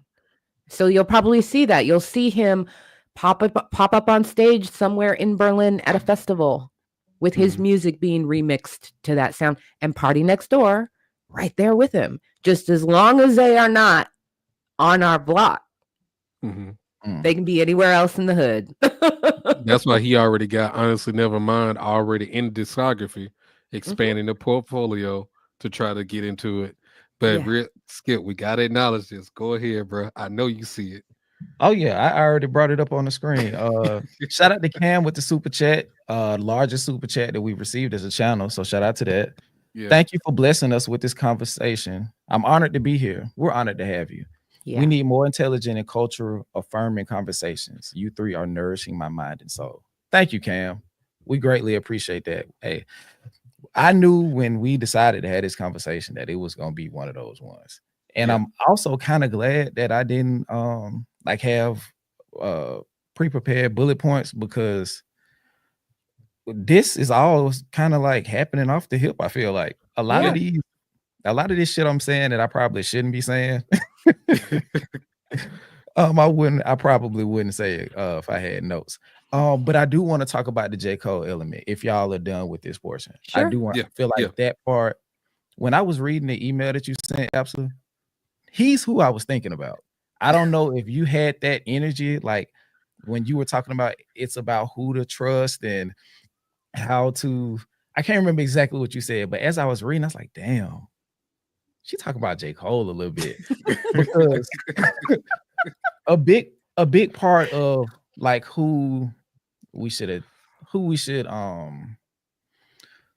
attach ourselves to if we are going to participate in parasocial relationships with these artists and public figures, we kind of need to have a code of ethics that we still hold on to when we are doing those things. And I feel like this situation has put J. Cole in a very precarious position, because now he has given us things that we can analyze about him at his core. It used to be just J. Cole can rap. J. Cole is the perpetual underdog. And people who are on their way to something feel like they can appreciate that about J. Cole. But now we're starting to see that a lot of that stuff was bullshit. And also that, this is me saying this, I'm not going to say that y'all saying this, but J. Cole is the type of friend that I would rather replace with an enemy. And I will say that because he is one of the people who project what he feels like would be more acceptable to see, although he has inner feelings that directly contradict that. And this battle brought that to the forefront for me, especially. I want to see what y'all think about that. I definitely think that's the case, especially with him doing his 100 gig rollout with the podcasts and re-releasing the songs of that they make Forest Hills Drive, and him ironically dropping one of the features he had with Kendrick. It's all to change the narrative, to get the heat off of him, because he know what the fuck he did with Port Antonio. Was some capping ass caping as like pandering to Drake bullshit. He know that shit, bro. He know that. So he was like, nah, I need to go in the vault. Let me get my tracks out that I know I worked on with Kendrick. And let me put this out there so people can understand that, oh, nah, I fuck with Kendrick too, bro. I fuck with him heavy. And we rap and we go back. Nah, bro. We see straight through that shit. I don't even want to hear the song, like, at this point, because I just don't feel as though it's with genuine intention. I feel so it's really to sway the masses to get that heat off him. Any other time, I would have loved to hear that. Like, I wanted to hear it when the joint album was hinted at, and all those years back and forth when they did the Black Friday, mashup. So that's what I wanted it. I wanted it then. I don't want it now. I don't care for it now. It doesn't do anything for me because I just feel as though it's not with the right intent behind it. Oh, go ahead. What you think, Abs? Well, I think J. Cole is a poser, and I think that is what.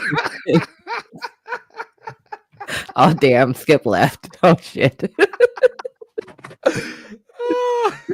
Oh boy. Did I do that? Go ahead. Okay, he's back. Go ahead. Okay. Yeah. I think that he's a poser. I mean, he reminds me of the guy. He reminds me of the guy that you meet who's in jail. And he's been there so long that he's perfected his penmanship and his poetry. But then he comes out and you see him and you talk to him. She just hot at him, with him, and you realize this is not what was presented to me in word and lyric. This is very different. And so that's my overall opinion of him.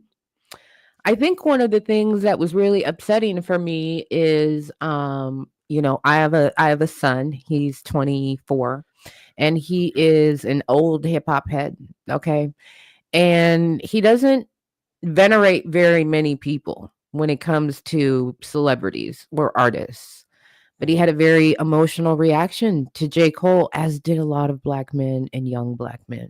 Mm-hmm. So I think the thing that was really upsetting for me at the turn of Port Antonio was watching you all get your heart broken, for those who have been authentic fans of his written word and his lyrical content. It was really hard watching people who authentically have been fans have their heart broken because, he did it to himself. Mm-hmm. He exposed part of him in so many ways. Not only is it just a full-on glaze job for his homie who's all up in his, deep feels. But it is also, it just shows that Cole has no spine.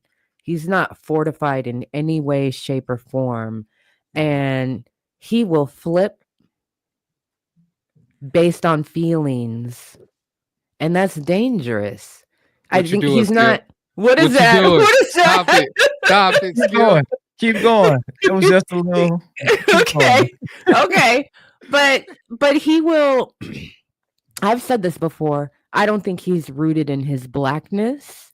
And I think he fully exposed that. For anybody who thought there might be a question, he exposed it. You should never have to, as a Black man, use rap to justify to people why you are so white-minded. Real quick. Absolutely, what you doing right now? Shout out to the channel. Oh, well, first of all, is this D2B2? I think that's what that is. Shout out to the channel. Skip DJ, and last but certainly not least, Miss Absa. Also J Fold. J Fold. Oh, we're gonna leave that up. Oh, I like that. I want you to finish your point, Absa, because I got a presentation on 2 of the 3 P's that I want to do real quick. Okay. J Fold is so good. I love that. Go ahead.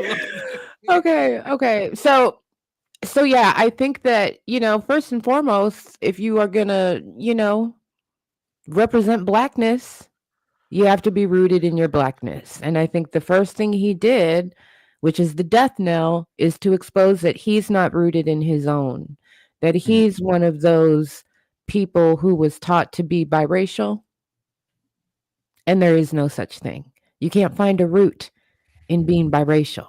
In this country, you're black. That's it. And you have to have parents who are fortified enough when they're not the same race as you to know that, and to know that they can't smear their white privilege on you and that they actually do a disservice. Oh my God. So for me, I think he has always been welcome, gentlemen. I think he has always been stuck in stuck in that, wrestling with that, struggling with that, right? And because of that, then his sail dips to any wind that blows. Whenever he gets challenged, he just goes with whatever the barometer is in the room, and don't let it be somebody who's darker than him. Oh man, origami fold. So all of that came into, I guess, effect and impact in Port Antonio, where he takes a good portion of the song to say that. He takes a second to intentionally say, and this infuriated me when I heard it, I hate what rap's become, but if it's about a bag, I can't say nothing. I can't hate on it. Nigga, yes, you can. What are you talking about? It's your obligation to, so you don't protect the border of the culture. You can get paid off to let the trespassers in. Can't trust you with my childhood secrets. Can't trust you with the launch codes. Oh my God. Okay, I'm ready for your presentation. Ladies and gentlemen, Exhibit A. I'm sure y'all can see that real quick. Yes. J. Cole, what people refer to as his classic album, 2014 Forest Hills Drive.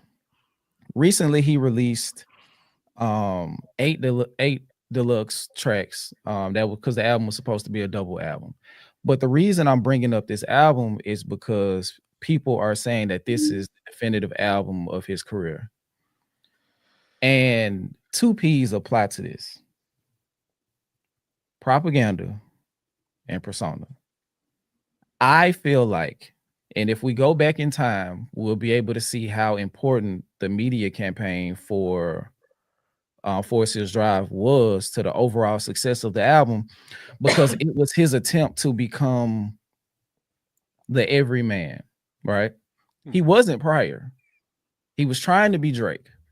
And a part that he clung on to, like in his earlier career prior to Forest Hills Drive, like he would have songs that would speak to that underdog, that I understand mentality, like I Get Up, or a lot of the songs from Friday Night Lights that I can't remember the names of them. But with this album, J. Cole started to build a persona. And with this persona, a lot of his true feelings had to go to the back burner, because the pivot that he was doing with this album was more important than anything that was innate or authentic about himself.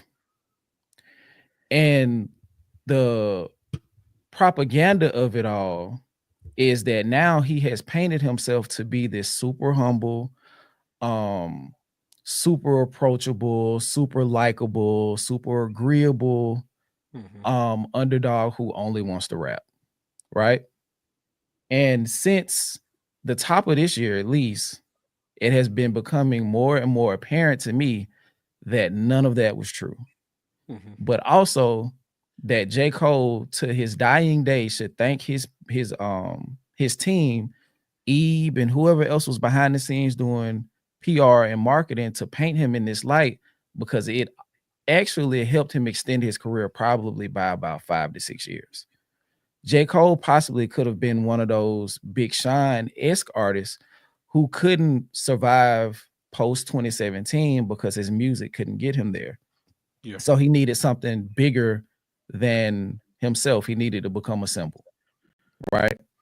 So with this beef and with a lot of the conflicting stuff that we've seen with J. Cole, it has brought to my attention that J. Cole never was at the steering wheel of any of that. And now that it has been pushed to a point where he had to say something, he finally got to say what he wanted to say. Mhm. all this time. He never felt like Kendrick was on par with him. He Mhm. always felt like Kendrick was beneath him. He always thought the only real competition he had in this space was Drake. And Mhm. once he buddied up with Drake close enough to allow him to get on a song with him, being first person shooter, he could smoke him and Mhm. get Drake out of the way. So once he did that, he did it in this way where Drake didn't necessarily notice he was being nudged off the board because they were supposed to be friends. Mhm. So once that happened, J. Cole started to feel away. He started to feel empowered. He started to feel like, unbeknownst to Drake, he was allowing a seat change, and Mhm. J. Cole was going to be on the throne going forward. Kendrick didn't like that. Yeah. So Kendrick applied pressure. And a few songs that I want to reference that I referenced in a previous video that have me firm in this belief are, what is it? Heaven's EP, Mhm. Port Antonio, of course, First Person Shooter, Johnny P's Caddy, 7 minute drill. 7 Minute Drill, Secret Recipe, and Mhm. even even though they're trying to deny it, the song Pie that is featuring Daylight and Absol. It's some shots in there. So the point I'm making is he's been shooting at Kendrick years, Mhm. for years, because Kendrick represents everything that the persona that was carefully crafted by J. Cole was meant to imply. Mhm. And since he can't get a foothold in that area, he always felt slighted because his art wouldn't allow a marriage between his persona and push him further because the art that Kendrick was doing was always in the way. Mhm. So if he could find a way to nullify that by way of the persona and the propaganda that comes with that, he would never have to openly challenge Kendrick.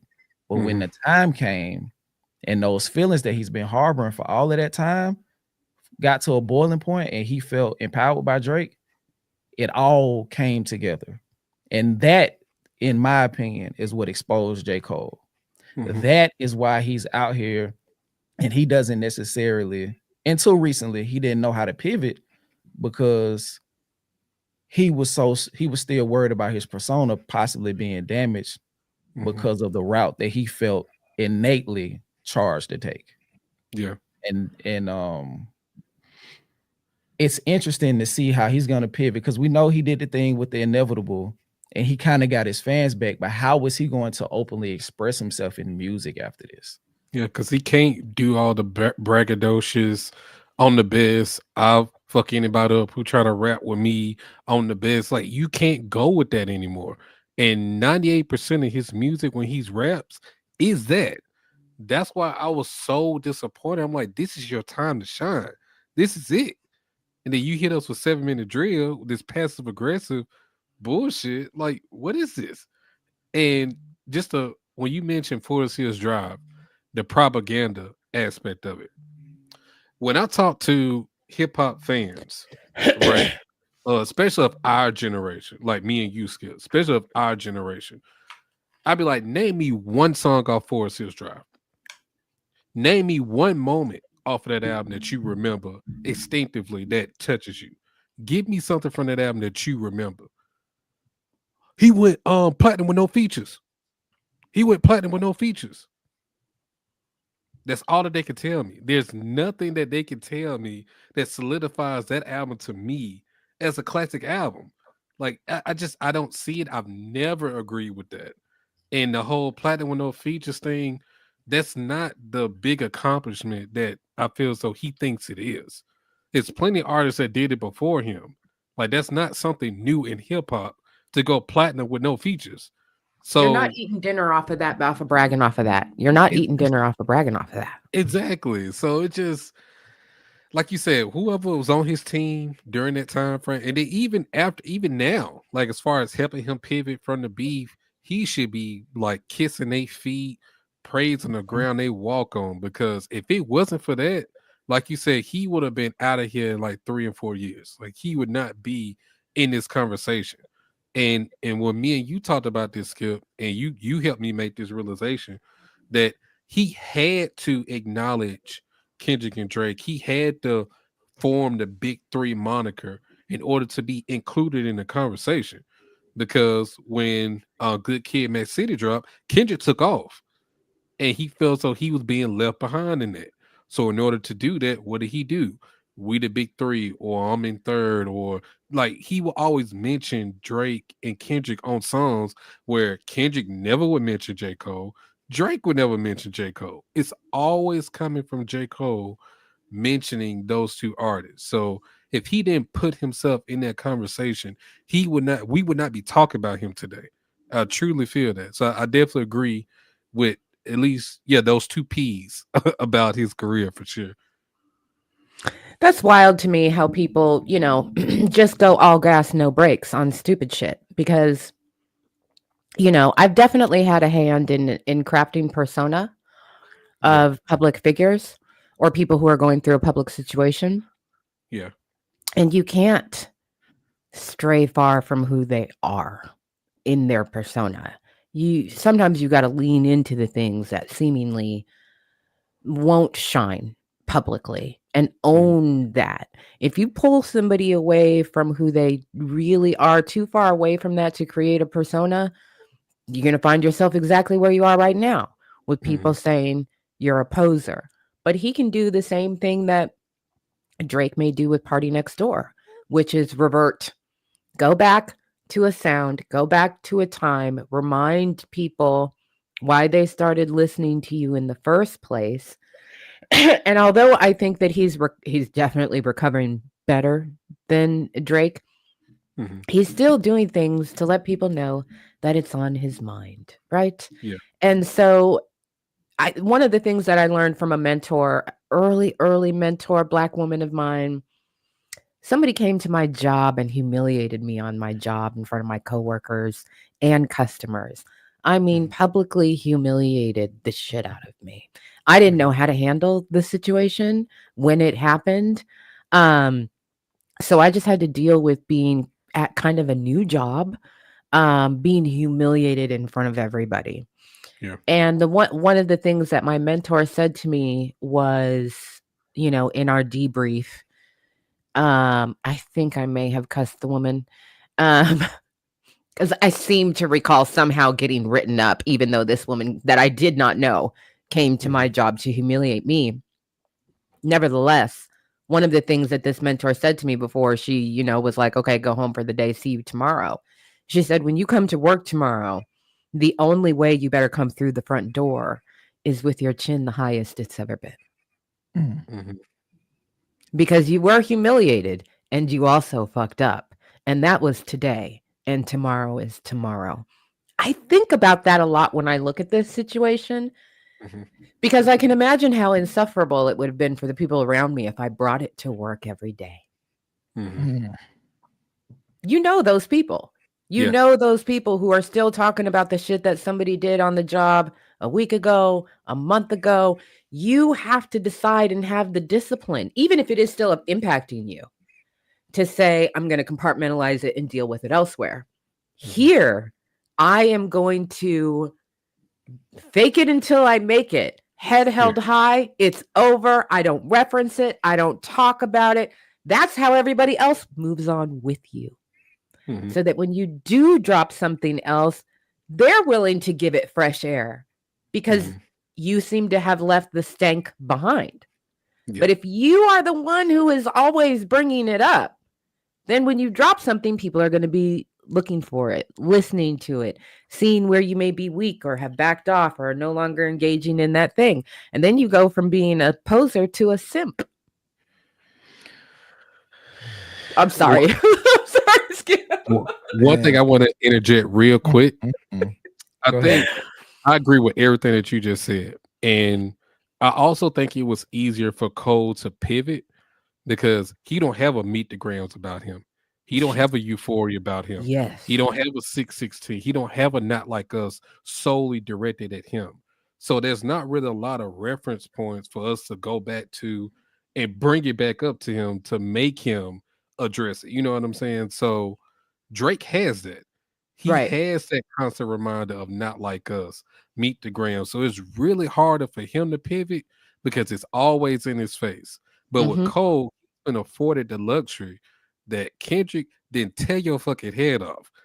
Well, also because he was smart enough to dip. He was smart enough to say that this propaganda goes much further, way far away from who I actually am. Got up on stage in front of thousands of people, said, this man is the GOAT. I respect him. I should have never opened my mouth in the first place. And if he would have just rested with that, right? Rested with that was his truth. You don't need anybody to agree with it. And you don't need to bail out your Canadian homeboy who's crying because he fucked himself in this entire situation. You would have held on to your integrity of saying, I'm out of this, and not screwed yourself over the way you did with Port Antonio. If you had a fortified spine and you didn't let somebody else's emotions, when they fucked themselves, get the best of you and pressure you into dropping something that really should have been a diary entry. And I do. Go ahead. Oh, hold on. Let me say this part real quick. I think the question is off of that is, which J. Cole do you believe? Do you believe 7 Minute Drill? Do you believe him apologizing? Or do you believe Port Antonio? I believe the apology, and I believe parts of Port Antonio. I think those things are very true to who he is. Because here's the thing: people can be contradictory, right? And then also with celebrities, they gas themselves and they're gassed by the team around them.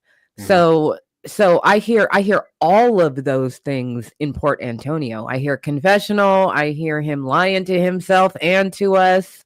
You know, I hear a little bit of revisionist history. I think the most honest that he was I ain't got no business putting this man's name in my mouth to begin with. And I shouldn't have dropped that shit.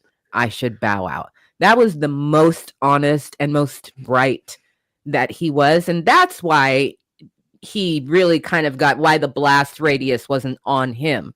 Because he said, let me remove myself before the bombs go off. But then he watched his homeboy lose some limbs and thought, what? I'll fall on the grenade somehow that nobody has thrown in my direction. I'll do it. Matter of fact, let me pop this one and fall on it myself. Stupid. That was stupid. Yeah. He screwed himself trying to make people feel bad for him. Yeah. The revisionist history is the part that I hate the most about that song. Like, stop it. Like, it's no way for us to have known how Drake and Kendrick went as far as what was said, what was done. It was no way for us to know ahead of time that it was going to get like that. So for him to even reference and make it seem like it was going to get like that, it was going to hurt his character, he can't sleep, is bullshit. I call bullshit. I don't like it.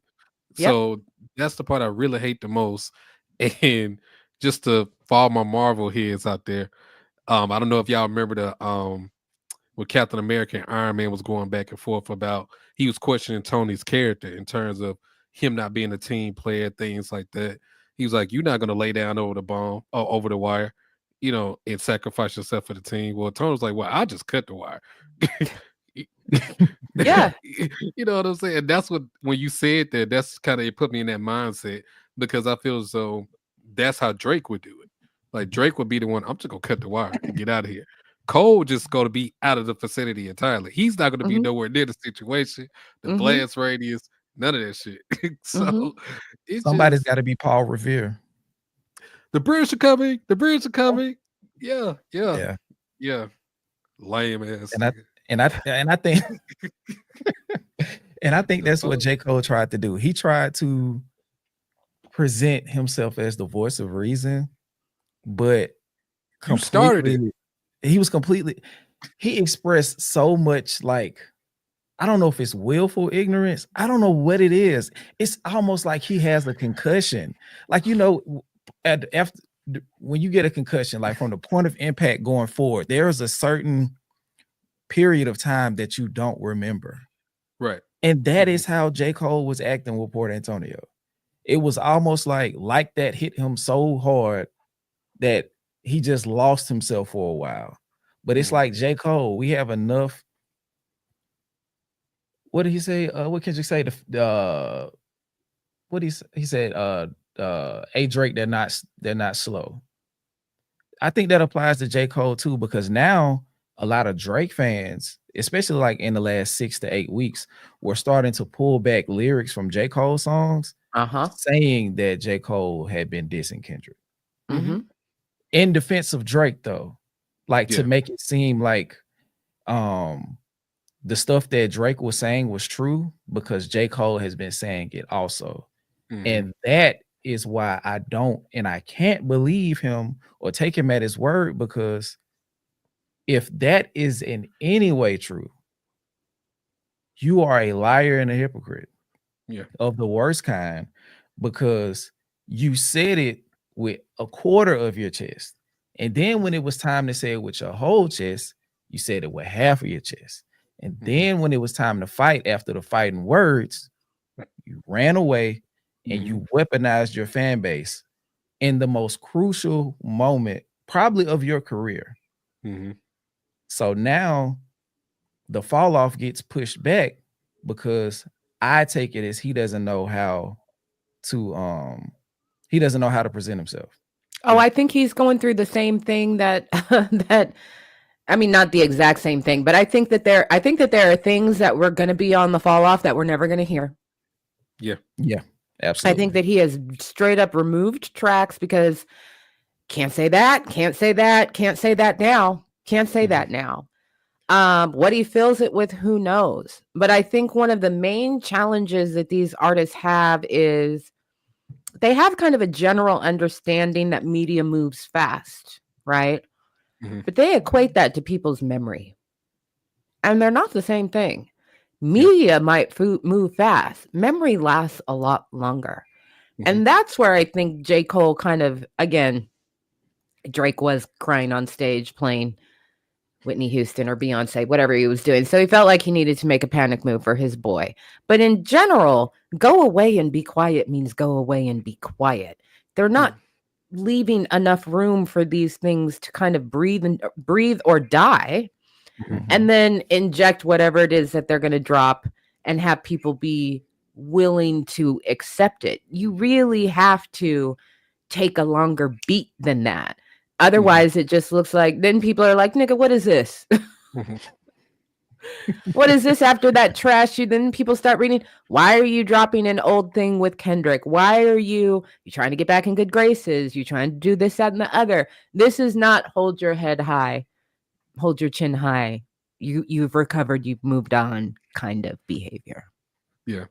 And I truly feel if the relationship was like, as far as with him and Kendrick specifically, if it was truly a brotherhood, they really rock with each other, they did music back and forth, Kendrick doing the Control verse would have never affected you the way that it did. But the fact that he openly challenged you and Drake at that point on just rap, not no personal, like this is just him staking his claim in hip hop that I want to be the best. These are the people that I compare myself to. These are the people that I have to surpass, right? If you just would have took that as just rap competitive nature, I don't think we would have gotten this far. But I think when he dropped that Control verse, and then when he dropped Good Kid, Mac City, at that point, Kendrick wasn't looked at as Lil Bro anymore. Kendrick was supposed to stay Lil Bro all those years. And the fact that he was able to elevate past that, and then J. Cole respond on some, what was the song we found out that J. Cole responded to the Control verse? It was on a Justin Timberlake song, strange enough. Trying to hide that shit like we would go find out. Like, come on, bro. Like, stop. A quarter of his chest. It's light skin delusions, which I hate to say as a member of the delegation, but it just feels like light skin delusions. It really does. It feels colorist, and it feels insulting to assume that Kendrick Lamar was gonna just chill in Lil Bro status. Why would I do that? Of all the real shit I've been through in my life, you think I'm gonna let you little industry hoes sun me? You Yeah. must be crazy.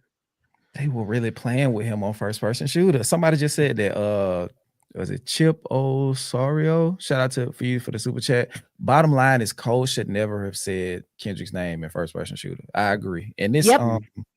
This super chat I want to read, this one from Kay. Great convo, y'all. I was having a spirited conversation earlier with my bro about Drake playing a part in ruining, I think that's what they're trying to say, ruining traditional R&B as well because of his toxicity and terrible singing on R&B songs. Thoughts? Facts. Because it took away people wanting to hear real talent. Because honestly, Drake can't sing like that. Let's just be for real. Like he can hum a few notes, he can, say things like that, but he's not an actual singer. It's levels of people who can actually sing. And that's why people praise 90s R&B so much, because not only was the women singing Well, their this is ass off, also why he pays for it, because he can't sing the panties down. that too. Oh, God. man. Damn. Oh man, chill. That's crazy. But you're right though. Yeah, like right. during that 90s run of R&B, the men could really truly sing. Like you could Sing our panties down. I know you can't say it. I can say it. I'm a woman. I'm here. I can say it. Them niggas could sing our panties down. We don't want no AI auto-tuned, whispery bullshit. You better sing at me with your full chest of desperation. Yeah, I don't even think yeah, it's not even saying you found. I know they know. But yeah, I think he since he was so large as an artist, he almost sub-genred R&B off of like out of the marketplace because he was providing something in mainstream rap for white women.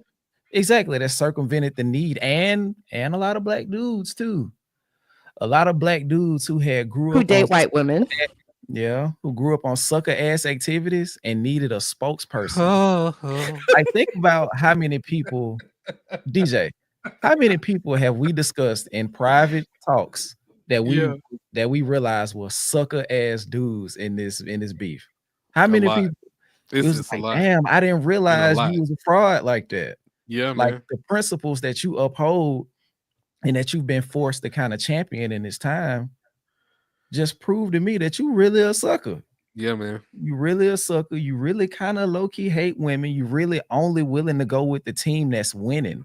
And damn it, that's the reason why a lot of people are Drake fans, because and that's why they're so upset now, because they were attached to winning. That's why I said a fan of somebody when that person is on top.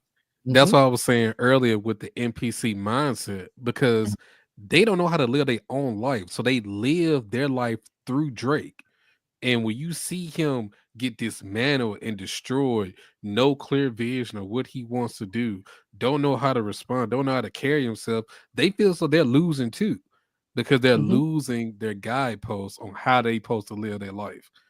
And it's crazy when you really think about it. Like when you pull back the curtain and you see your insecurities for what they truly are, it's a scary sight. I get it.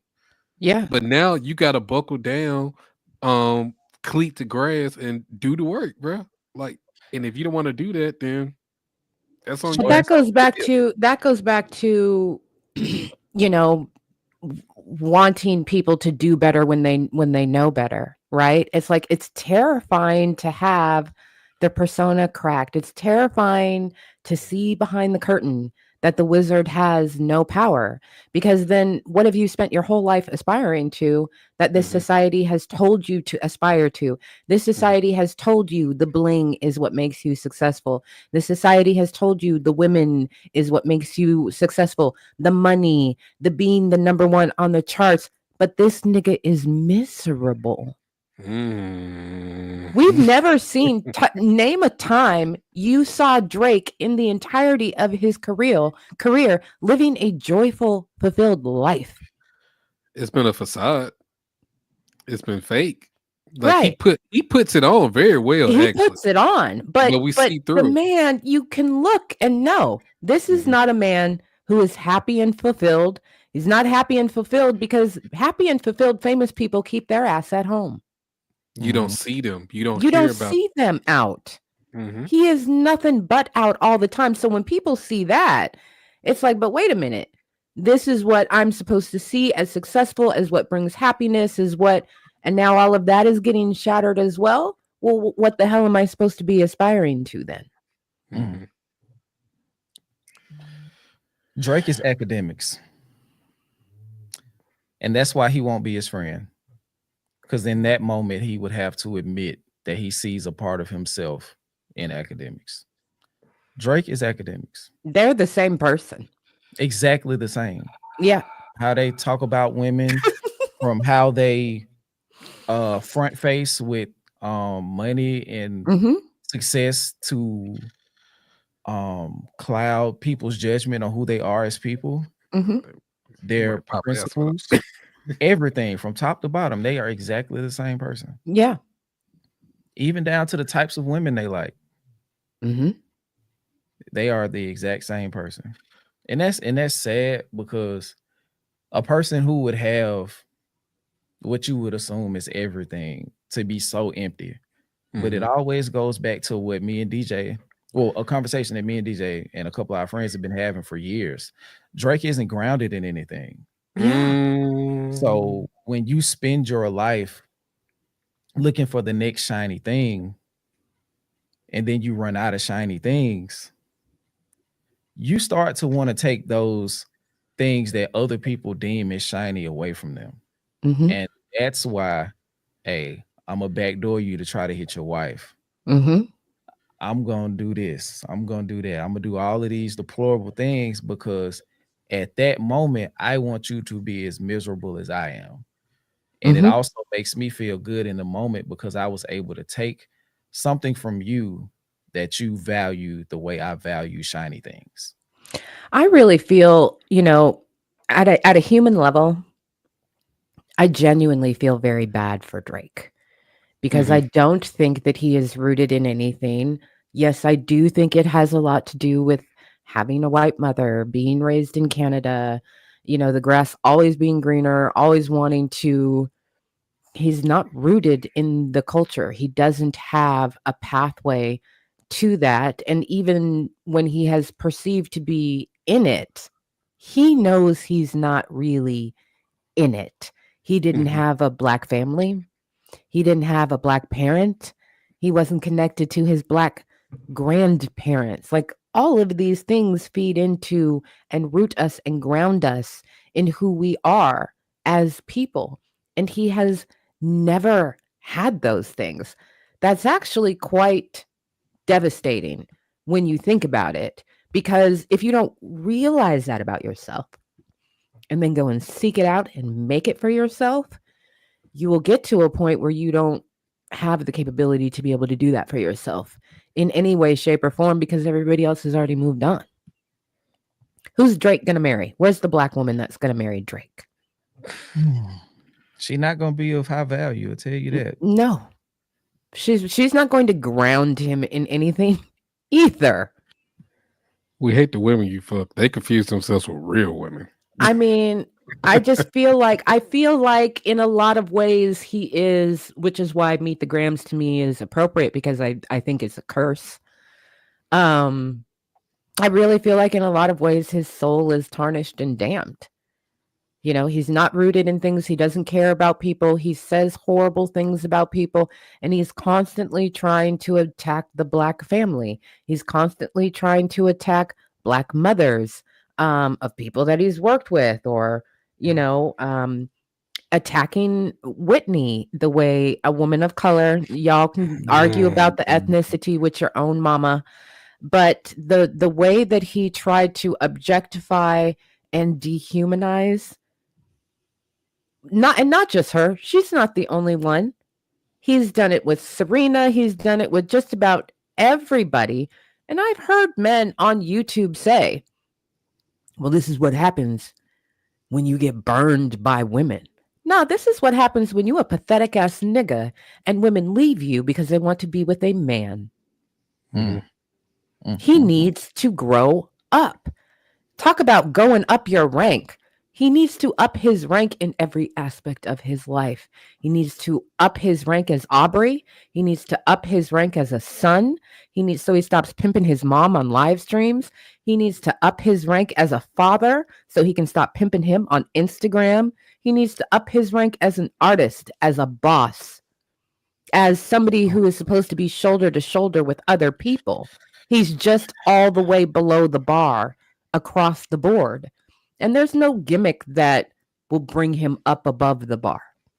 Mm-hmm. Moment of Not silence. to bring the room down. No.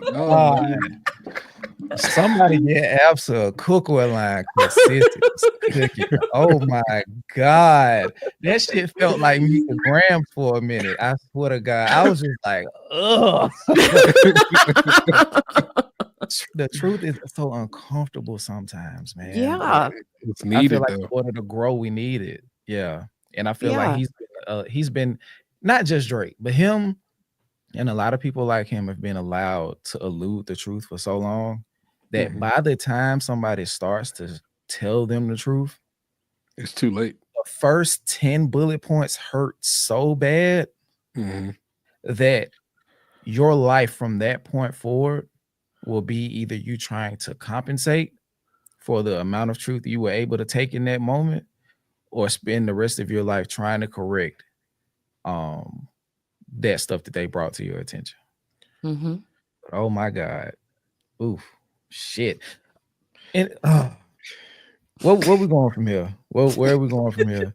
That just, goodness gracious. But that, you're right though. Well, what if we talk about what are we looking forward to in 2025 about rap? What do you think are going to be some of the most pivotal things to come in 2025 besides the obvious highlights of, tour and concert and stuff like that? D2, what's up, man? I mean, really, could you subscribe to my channel? Because damn. He breaking the bank today. We did not come up with a revenue split before I agreed to come on this channel. I feel like I need to let y'all know that. We'll work it out. We'll work it out. We'll work it out. All right. I'm spending way too much money, but whatever though. Shout out to Auntie Absa. Go and up your rank. Know you a god, even when they say you ain't. Facts. Facts. Oh my goodness. Shout out to D2B2. If that is the correct pronunciation of your name, shout out to you. But to answer your question, Absa, what am I looking for? I'm looking for the shift to be solidified.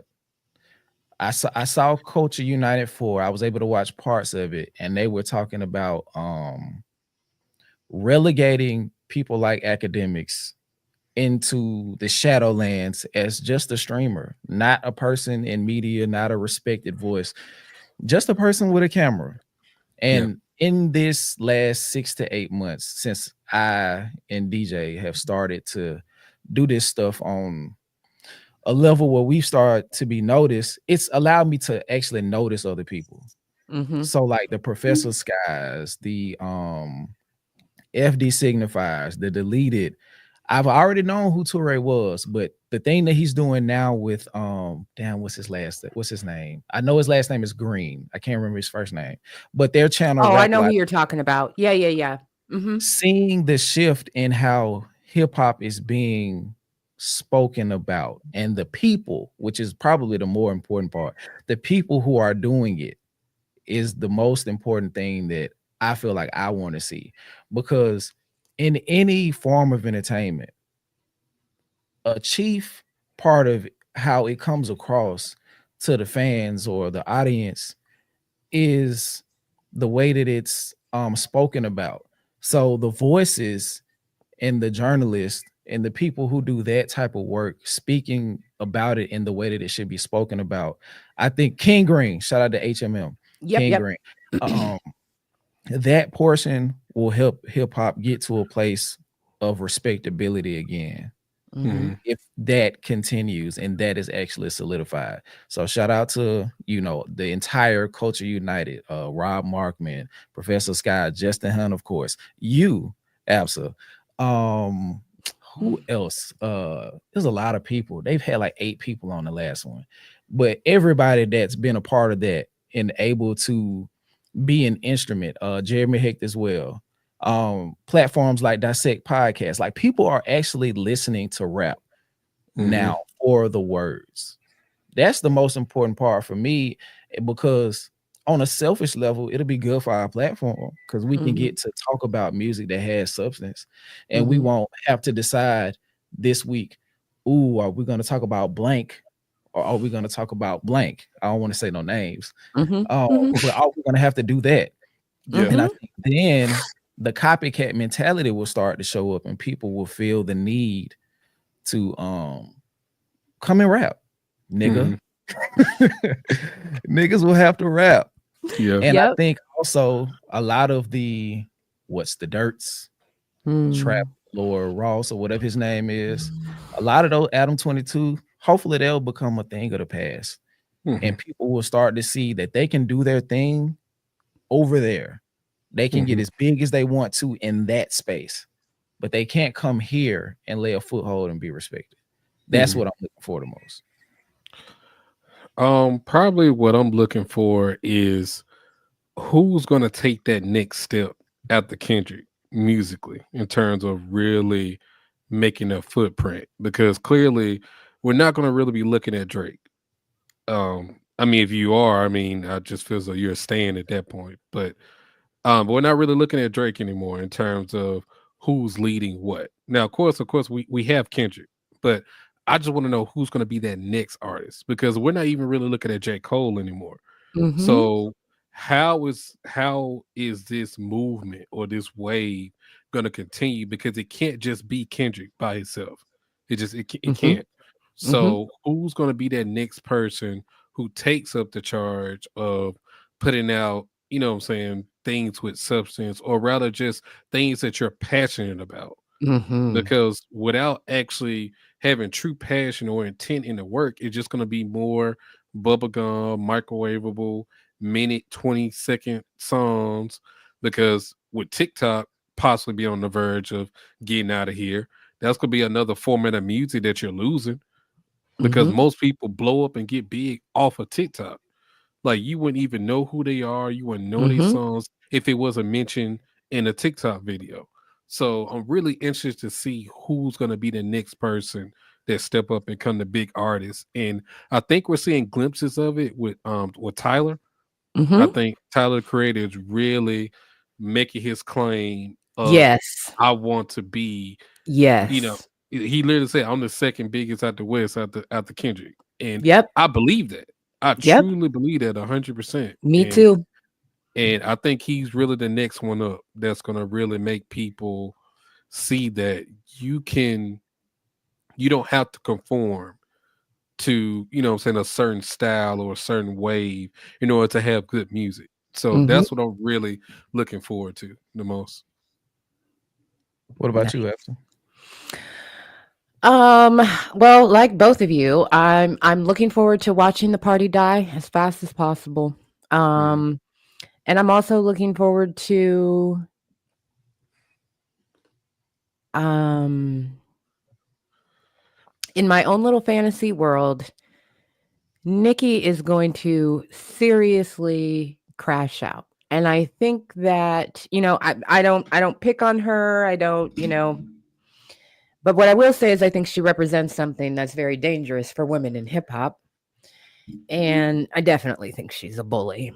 And I think that is another figurehead in music that has to have a reckoning. That attitude, that characterization and over-sexualization of women is something that needs to be addressed. And I think somebody's going to be stupid enough to really, really, really try and test Doechii, and then we're going to watch a murder happen, talk about the dead body afterwards. And that's going to be really something to behold. I think that, there will be fun in music, but I think it's war. And Yeah. I think that the West is going to come out unapologetic and just as loud and as West as we can be. And they are not going to take hostages. No. Yeah. I think that's the last remnant of soul and music is on the West. I was talking to DJ about this. I can't remember. It was sometime this week. And I don't know how y'all gonna feel about it in the chat, but I'm gonna say it. I'm gonna say it.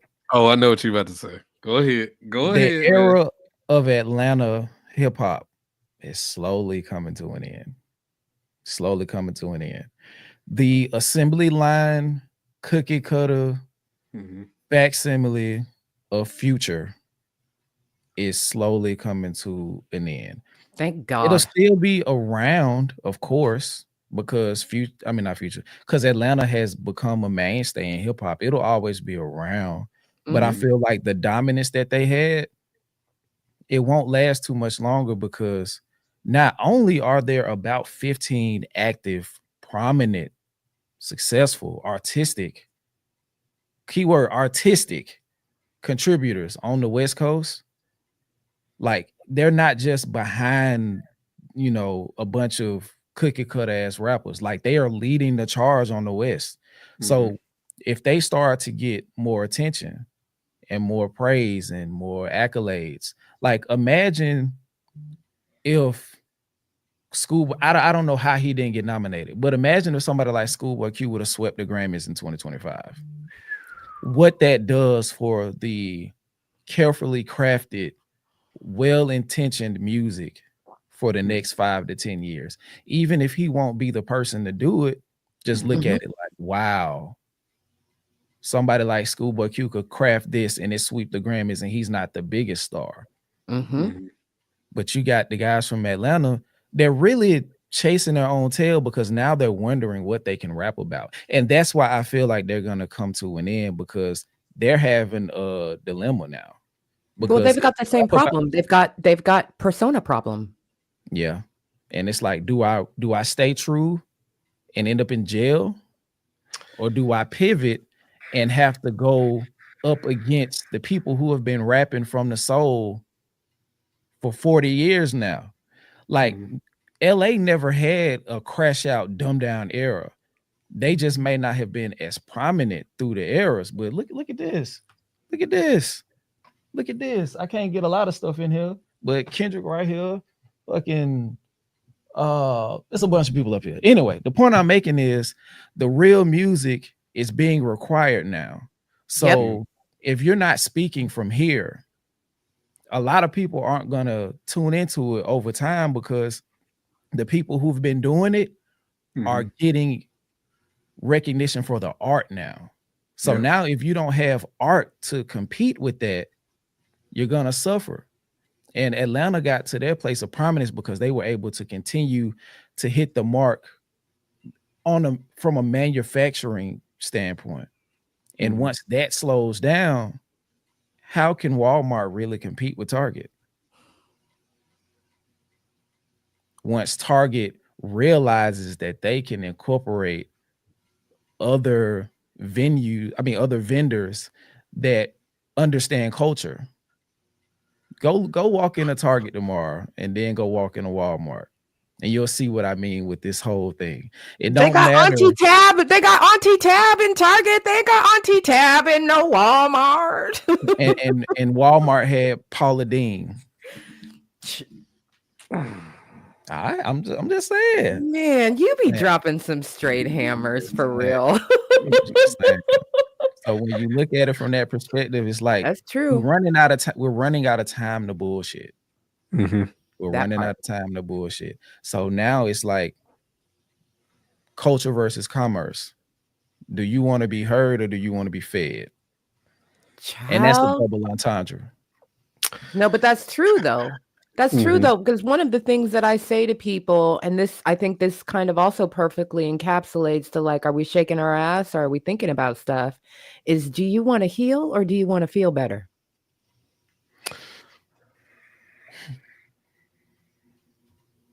That's what I'm on. That's what I'm on. That's what I've been on in my work. That's what I've been on in my life. Do you want to heal or do you want to feel better? Because I can tell you what'll make you feel better. and then we can be Fucking done. bars, man. Oh my god. And I want the culture. I want the culture to heal. So Mhm. I'm willing for the culture to go through pain and discomfort, and I'm willing to be a part of it for that to happen. Mm-hmm. Because feeling good hasn't gotten us anything except for in a crisis situation Yeah. where we're looking around like, oh shit, it's all burning around us. And now, so real quick, just to go back to your point about Nicki. Honestly, I don't think the crash out is coming because Nicki just dropped probably her most successful album in years. Mm-hmm. No one's talking about it. Oh, I She's know. she's going on tour doing this album. No one's talking about it. I know. Everyone that she features with or does songs with, she falls out with them within months, immediately after. She has no standing in hip hop at this point, other than being the girl who signed with Wayne and who had her run early on. But other than that, she has nothing else. Like that's why she picks fights with people to get back in the limelight to make people understand that hey, I'm still here. I'm still Mm-hmm. here. And if they not paying homage to me, then Mm-hmm. it's not real. Mm-hmm. But honestly, no one cares about what she does. That's why her what is this? What was her podcast she had? The Queen Queen Radio. Radio Queen or whatever. Radio. Yeah. Where's that? That fell out like in no time. It No, just she still has it, and she still has listeners. So, but let me say this. Let me say this. What I think is going to what I perceive could happen, and maybe yeah, the term is not crash out, yeah. because you're right. Nikki picks fights. She's got ego issues, and she's got a complex, and she's Miss What About Me. Mhm. And so, what I think might happen is that she's going to test the wrong fucking one. And they go chew. They And they thought it are was gonna going be to chew her. They're going to spit her out. Then they're going yeah, to put her in the wood chipper. yeah. Then they're going to put her in the blender. And then they're going to lay it all out for everybody to see. And at that point is when people are going to go, you're right, that's disgusting. We don't want to look at that anymore. They thought it was gonna be Meg. Something that matter though. They Yeah, but no, because don't come for me, chat. Okay, I'm talking superficial here. There's too many things that appear to be similar about them. It has to be somebody who doesn't appear to be in the same vein as. And that's so somebody who it needs to be somebody who never would, like Rhapsody. Could you I was imagine? looking for an album. I was looking for the album that's off the wall. It's over there. Okay. I was looking for it. Yeah. It'd have to be somebody like Rhapsody or Doechii. I would go more Rhapsody because Mhm. she's the complete and utter antithesis to Nicki. Yeah, I feel like there's a little bit of overlap between her and for Doechii sure. Mhm. as far as like how they present, but their intent is different. Mhm. But oh my God, yeah, I say that to say yeah. If Rhapsody decided to, it would be bad It because would be. her and Kendrick are kindred spirits. Yes. So she would speak to Nicki's soul. Yes. And with the year that Rhapsody had, the attention that she will garner from that would be monumental. Yes. And Nicki would fumble under the pressure. I don't even think she'd be able to give a proper response. I don't think so either. I don't think so But- either because they're not in the same. They're not even in the same galaxy when it comes to what they Right. write and how they express themselves at all. And that's why I think that even if that was to happen, I don't even think Nicki would truly respond. Just to be honest, she'll just try to like roast her or talk trash, but she won't respond on wax. Like because she's gonna feel as though she's so much above her, like that she doesn't warrant a response. Yeah, Even though that's you the responded to even though you responded to Remy. You responded to Remy, who has no type of cultural cachet, no type of discography you could think of, no type of like true standing in hip hop. You respond to her, but somebody who's established who can actually rap like Rhapsody, she's not gonna touch that. Probably not. I could definitely. I see that. I see that. But I I don't think think I so. just don't think that she has the I don't think she has the impulse control when it strikes her. And I think that she could do something really, really sloppy. And she likes to weaponize her little gang against people. So it's the just, barbs. yeah, you do the wrong thing, you step over somebody's line enough, and how they respond is how they respond. And, somebody like Rhapsody who minds her business, but will also speak her truth. Rhapsody's fortified. She's been through some shit. People fucked with her for the majority of her career, and they're still testing her low key.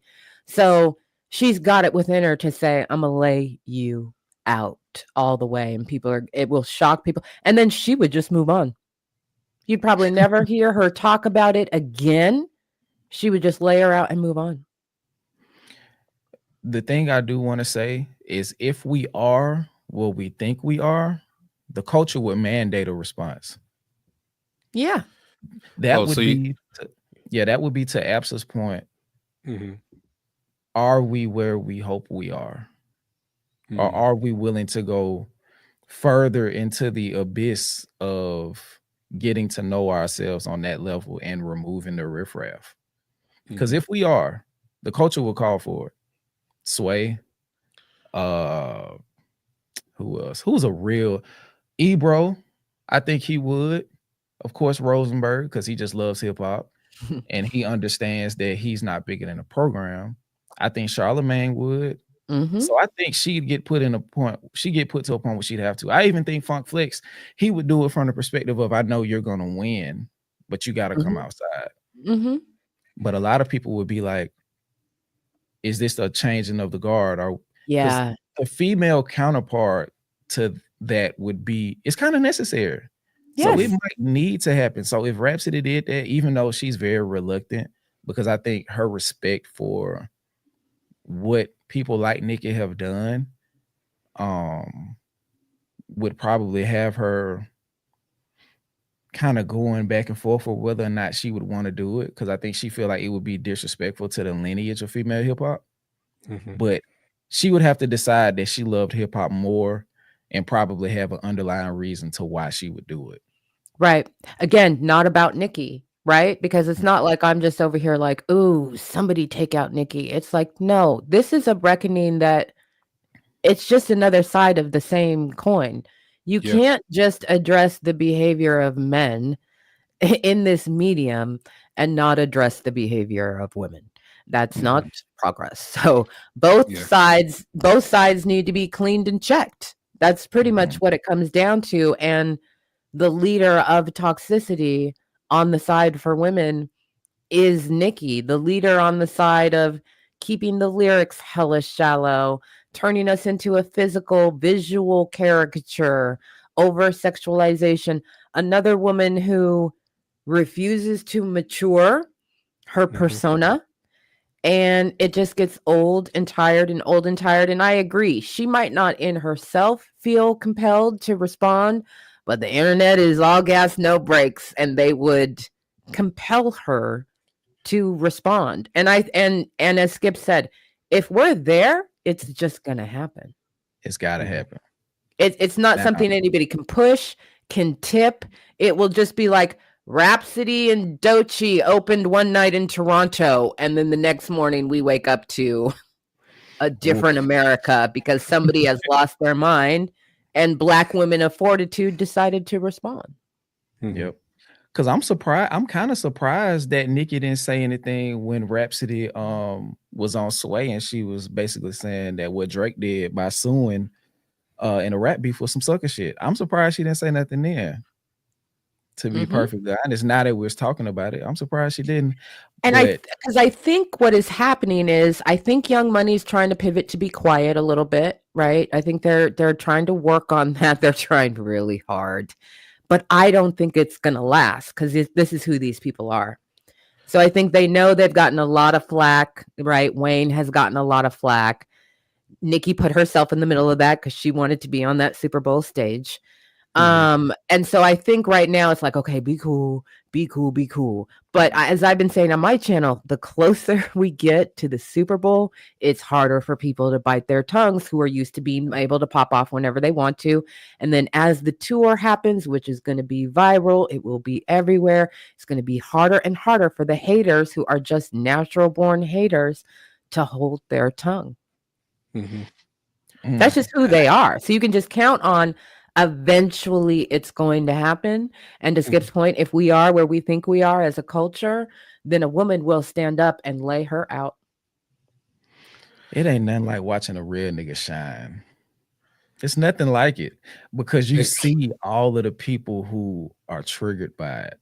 And then you see the people who like are genuinely happy about it. Those people who are affected, oof, it brings out the worst in them. So I agree. The closer we get to this Super Bowl, don't let him drop an album that has the GNX snippet, that type of music on it. It's gonna be rough. It's gonna be a rough first, second, and third quarter until Kendrick go back in his cubby hole. It's gonna be rough. It's going to be rough until Witness say, "Hey, we try. Hey, bring your ass back home. You've had enough fun. Bring your push up in the park doing ass back home. It's time to fold some clothes. Yep, you watch these babies so I can go to work. Thank you very much.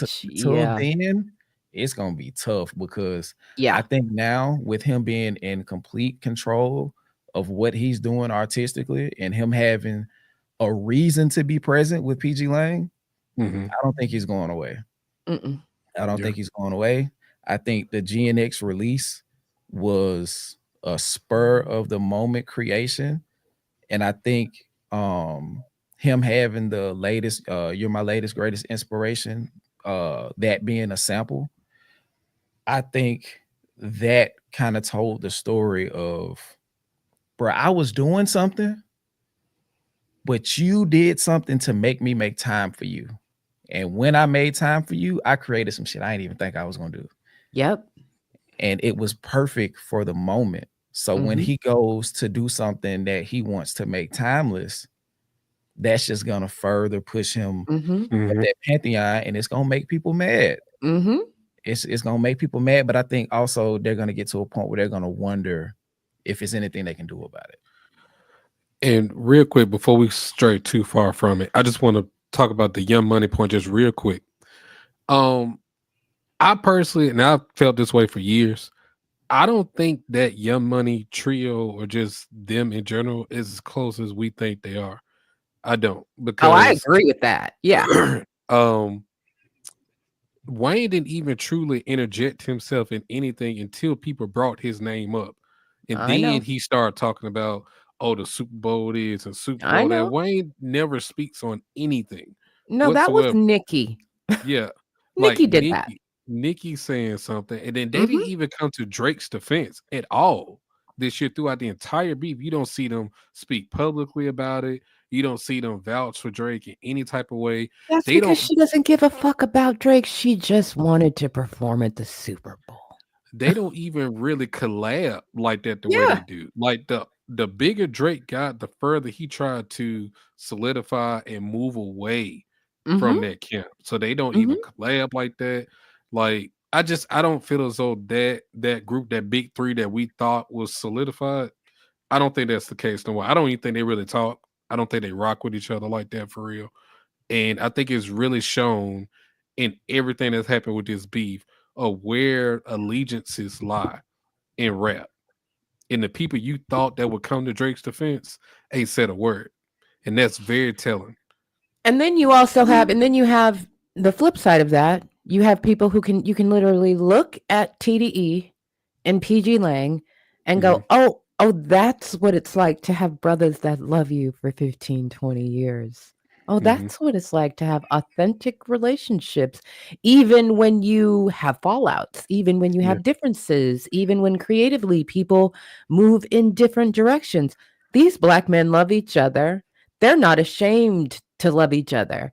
They stand on business for themselves and for each other. And so when you can look at, OVO, Young Money, and Dreamville.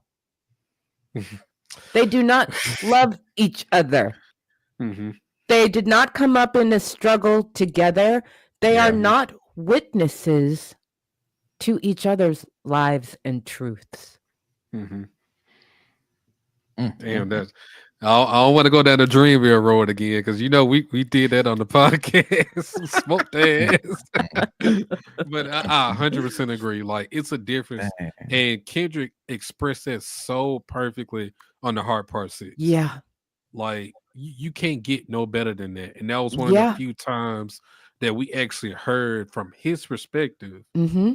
on the inner workings of TDE, his Mm-hmm. come up, his shift, or where he wanted to, deviate, where he is now. That song was so needed, and I don't know if we would have got it if Drake didn't do the Hard Part 6. I think Kendrick needed to recontextualize what that actually meant and give us what it really means. Give us heart. Yeah, like Yeah. I don't if he would have still did a Hard Part 6, but I don't think it would have been that. I think it would have been something else. But Mm-hmm. I think he needed to take that back to let you know, like, Mm-hmm. you can't take this. This is me.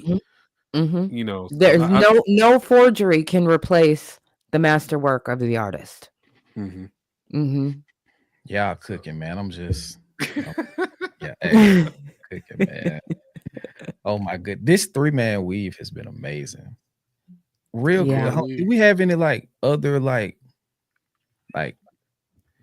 prevalent topics that we want? Because I want to see if they got anything in the chat. Do we have any directions we want to take from this going forward? Oh, they've been going crazy in the chat. I'm pretty sure they didn't say something. I'd have probably missed it by now. But I know we're not gonna be able to find a specific comment. Yeah, I always tell them. I always say, chat. If you had something you wanted, post it right this second, and it better be good. Oh, Yeah. 50 Cent. Yeah, I like that. Okay. I like 50 that. pence. Mm-hmm. What about him? 50 shillings. What the hell is he doing right now? 50 Cent is commerce. That's it. That's the only thing that matters to 50 Cent. 50 Cent is commerce incarnate. That's it. He was standing with Drake because he thought he was going to win, and that was going to be a method by which he could market and promote himself. That's it. Yeah. It's nothing deeper than that. Like Drake thought he had a friend. That's why he had the G Unit chain spinning and shit. Like we talked about on the Section 205 episode when we were saying Drake just doesn't understand what a real friend is, nor does he know how to be one. Yes. So yeah, because 50 ain't got no friends. Exactly. It's 50 Cent, and anybody else is an employee or a work associate. I think 50 Cent clock out at 5 and he go home. Mm-hmm. And Drake is the person who invites his coworkers to weddings and shit. And then they get there and it's like, damn, it's a work reunion. Feel friends at. I want my friends, guys. Nah, Drake, I got real friends, bro. I got people that I've been so tapped in with for 10, 15, 20 years that if they knew I came to your wedding, they'll look at me funny because they're like, why you hanging with this weirdo? Yeah. But it's the weirdo got money, so we knew the wedding was gonna be nice. Now, real quick, go ahead. I know we mentioned this, but and we know the list is fake, the op list. How do y'all feel about the op list and the names that was mentioned on that? I think everybody earned their spot. I think everybody earned their spot. Yeah, I think. Go ahead. I think 50 is such a hoe to the culture and so super opportunistic, but he also understands what Drake is just starting to practice, which is pimping the media and audience funneling. So 50's got his show, his residency that is coming up. And by injecting himself into this stuff with all of this little nonsense, what he is actually affecting is his audience funneling for his upcoming shows and getting a bunch of free publicity that white people see. It ain't for us. It got nothing to do with us. Same with Drake and his kick and all that. It's not for us, but it is connecting to a bag. But in general, I just feel like 50 Cent is a horrible person. He has always been a horrible person. He's gotten way too many passes for the things that he does in the culture and the things that he does to women. And so I saw somebody in the chat say, yeah, talk about the OGs. Well, I'll talk about the OGs and 50 in one. I want all the rap gramps to go into a home. Thank you. Please put them in a home. Make sure they have restricted phone privileges, no internet without parental or adult supervision. They need to have locks on the outside of the doors that the nurses have control over, and no more than 2 of them can gather in one time in the rec room. Okay? Okay, yeah. Damn. Oh yeah, some P Crowley said except Nas. Yeah, I think he the only person that still got his wits about him. Him and Styles P.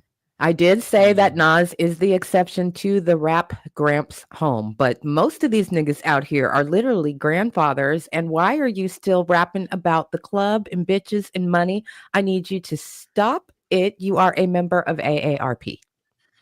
If you want to be an attraction, become a distraction. Yep. That's what they're doing. That's all they're doing. I mean, that's how 50 Cent built his name, his brand. Yes. He came into rap beefing with niggas to get exposure, to get shine. Like, if it wasn't for that, we probably know who 50 Cent is. Like, Definitely not. He literally trolled his way into rap. Yes. Shot Ja Rule head off, and then turned around and started making the same music that Ja Rule was making. Make it make sense. You've been to the barbershop before, DJ, back in the day. I got DVDs, CDs. He's one of them. Yes. He's one of those people that say, hey, if they'll buy it, I can sell it. Yep. That's 50 Cent. That's exactly right. So he got Ja Rule out of the way, because if you look at the street stuff, because he said corporate execs are more gangster than street niggas. Yep. And he said the 48 Laws of Power taught him how to deal with the corporate people. And in turn, he became one. So his whole thing was Ja Rule is taking up. Well, of course, there was like real deep-rooted street stuff that was going on. But on the music side, Ja Rule was taking up space in the market. So in order for me to be able to do 21 Questions, I got to get the nigga who made Where Would I Be Without You out of the way. I got to get him out of the way so I can start singing, so I can do the Nate Dogg and shit like that. I got to get him out of the way. So it was tactical business for him to jump in it, and get rid of him, because Ja Rule would have been gone with or without 50 Cent, because there was a lot of people on Ja Rule at the time. For sure. So 50 Cent just made it work for him. And that's one thing you can count on 50 Cent. He's going to continue to find ways to make whatever is going on at that point in time work for him. Work for him. Nigga a roach, bro. He just a survivor. Like, it don't matter what it is. You can bomb him. It don't matter. Like, he gonna be around some type of way, bro. That's why we need to put him in a home.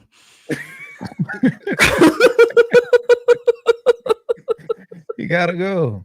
Because if we looking at it from this renewed hip hop, how do we feel about him peddling drug propaganda to the culture? How do we feel about that? Who, 50? Yeah. I mean, what is power? Oh, that's what you mean. Ah, damn.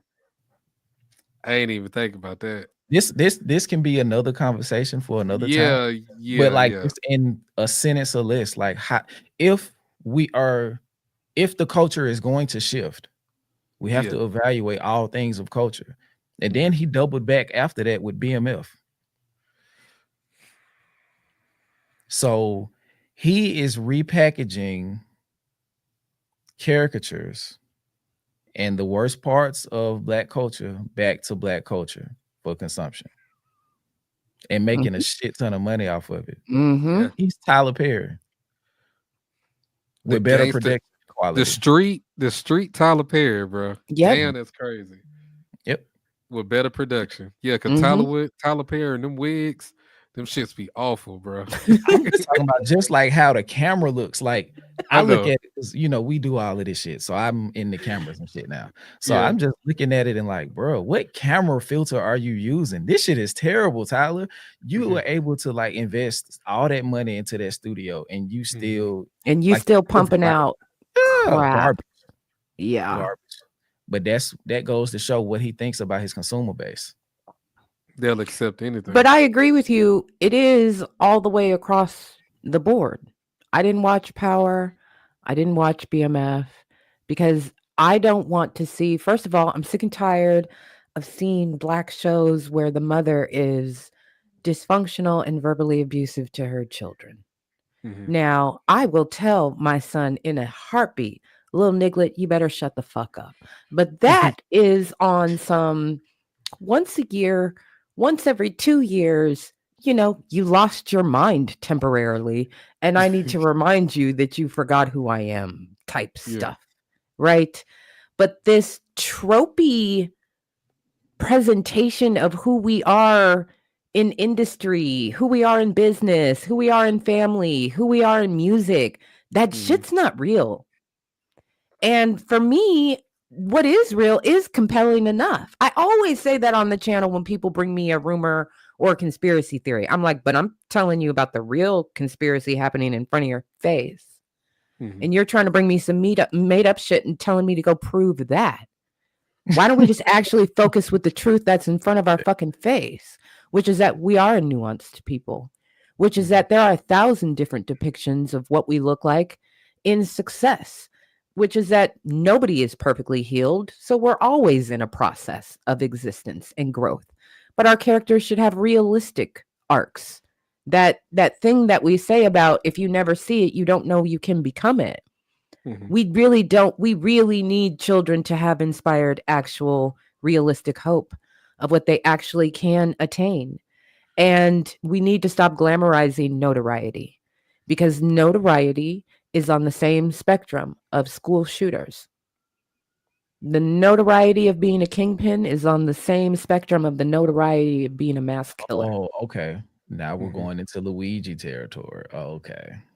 It is the same thing. It's definitely the same thing. When you wake up every day and you choose notoriety as your avenue to push your product of who you are, and you're choosing, therefore, harm, whether it's gambling, whether it's drugs, whether it's whatever, ultimately the product is harm. And so right then and there, you've stepped onto the spectrum of notoriety of people who make the choice that in order to be known, to be remembered, to have my life matter for something, my imprint will be harmful. That's the same spectrum of violence. And another thing too, that I think I see, well, I don't necessarily say it's a shift, but the image of the Black household, just a Black family, or just Black people in general, always is projected in like some type of bondage or type of hindrance or something like that. That's why BMF and power is such a big thing, because that's what white people want us. They want us to still remain in bondage. That's why it was a million different slave movies coming out in Hollywood every other year. I'm just like, is that all you think of us? Like we're multifaceted. Or the mother who lost her kids and now is breaking the law to, create a bond with them and da-da-da-da-da. I'm just like, I can't watch it. I'm not going to subject myself to that. I'm not going to subject people. I'm not going to contribute to the conversation about it. I'm not going to review it on my channel. Like, that's why I said that one of the reasons why I watch Cheryl's channel is because you have actual opinions and you stand on that. Right. If people don't like it, they'll give you a little bit of heat in the comments. These people have no impact on your actual life. And you are not beholden to them. It's more important that you have an opinion, that you have a position on something, that you have values that you pass on to your children. That's what you care about more than does everybody in the comments agree with me. Well, for some people, they flip that like a hoe cake. And what they actually need more is for everybody to agree with them, is that popularist appeal.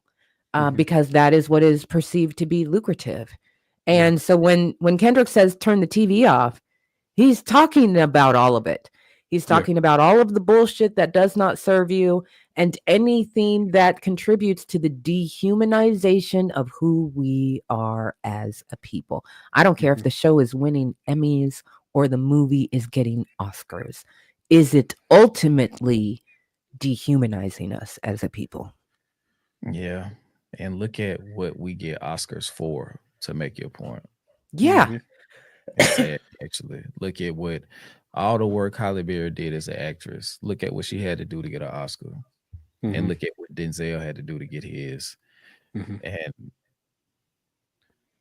sadly enough, what happened to Will Smith on the night he got his, I know that's not really a byproduct of that system, but the way that it happened, like one black man tearing down another black man's wife in front of millions of people at one time, which led him to exhibit a sense of overcompensation through his masculinity, which led him to go on stage and give the most vicious right cross I've ever seen in slap form. Like, bro, that follow through was so crazy, bro. He slapped him with this.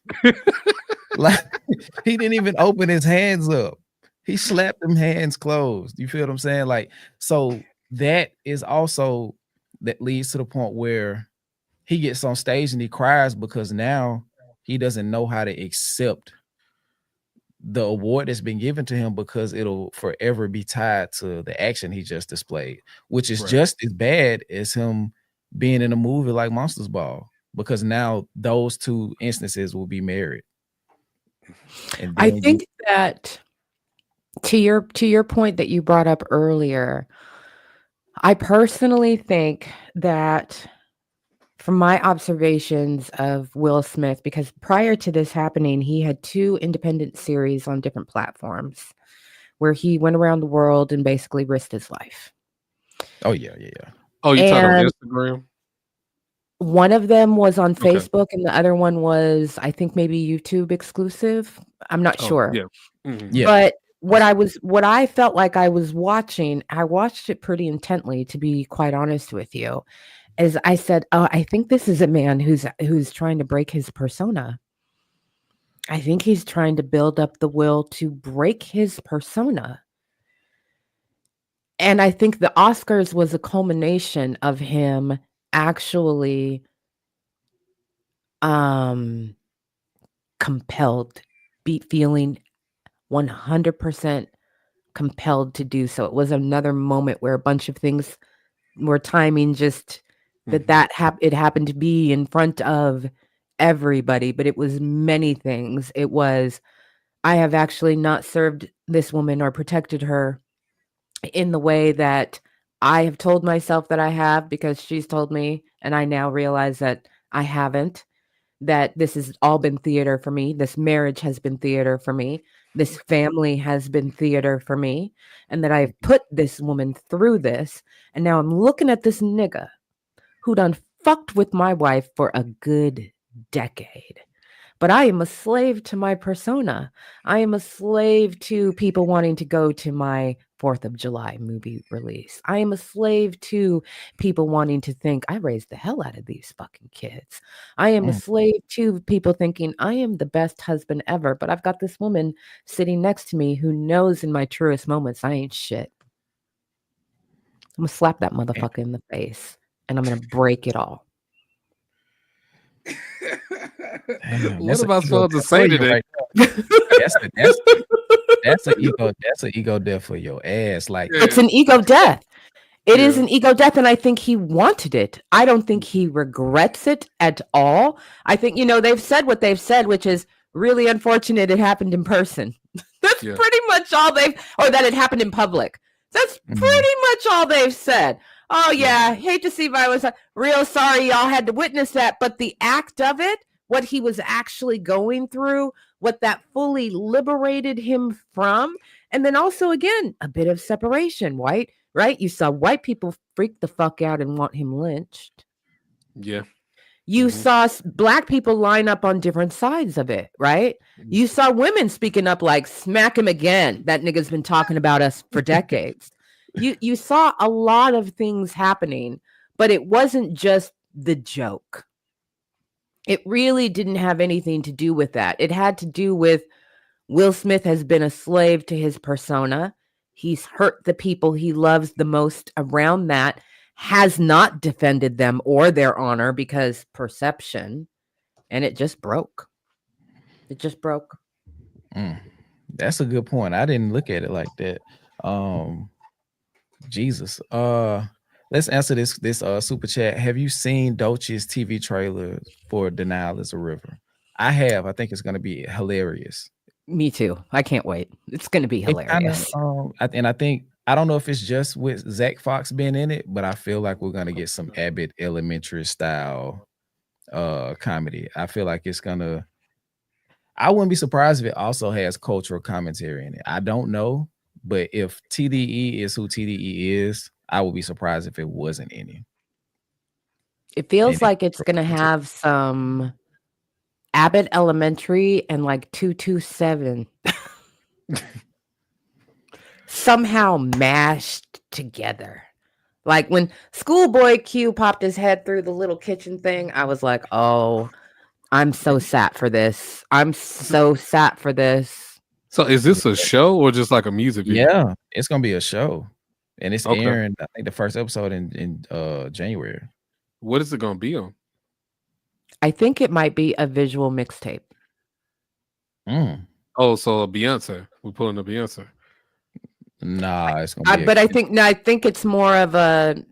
I think it's going to be more episodic. I think there might actually be like scripted speaking and stuff. But I feel like since it is a Doechii thing, I feel like it's going to be visual components of what she just put out. Okay. That's interesting. Like I'm saying, like what platform is it going to be on? Is it going to be like on YouTube? It's on YouTube, I think. Oh, okay. Because I was about to say I didn't see it. Real quick, we will take one more small topic.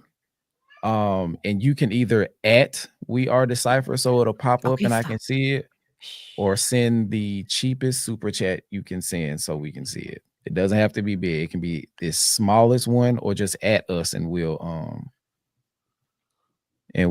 respond to it. Bodie James. Bodie James is well, we talked about Bodie James, but yeah, make sure y'all hit the like button too. Yes, definitely. So run these numbers up as possible.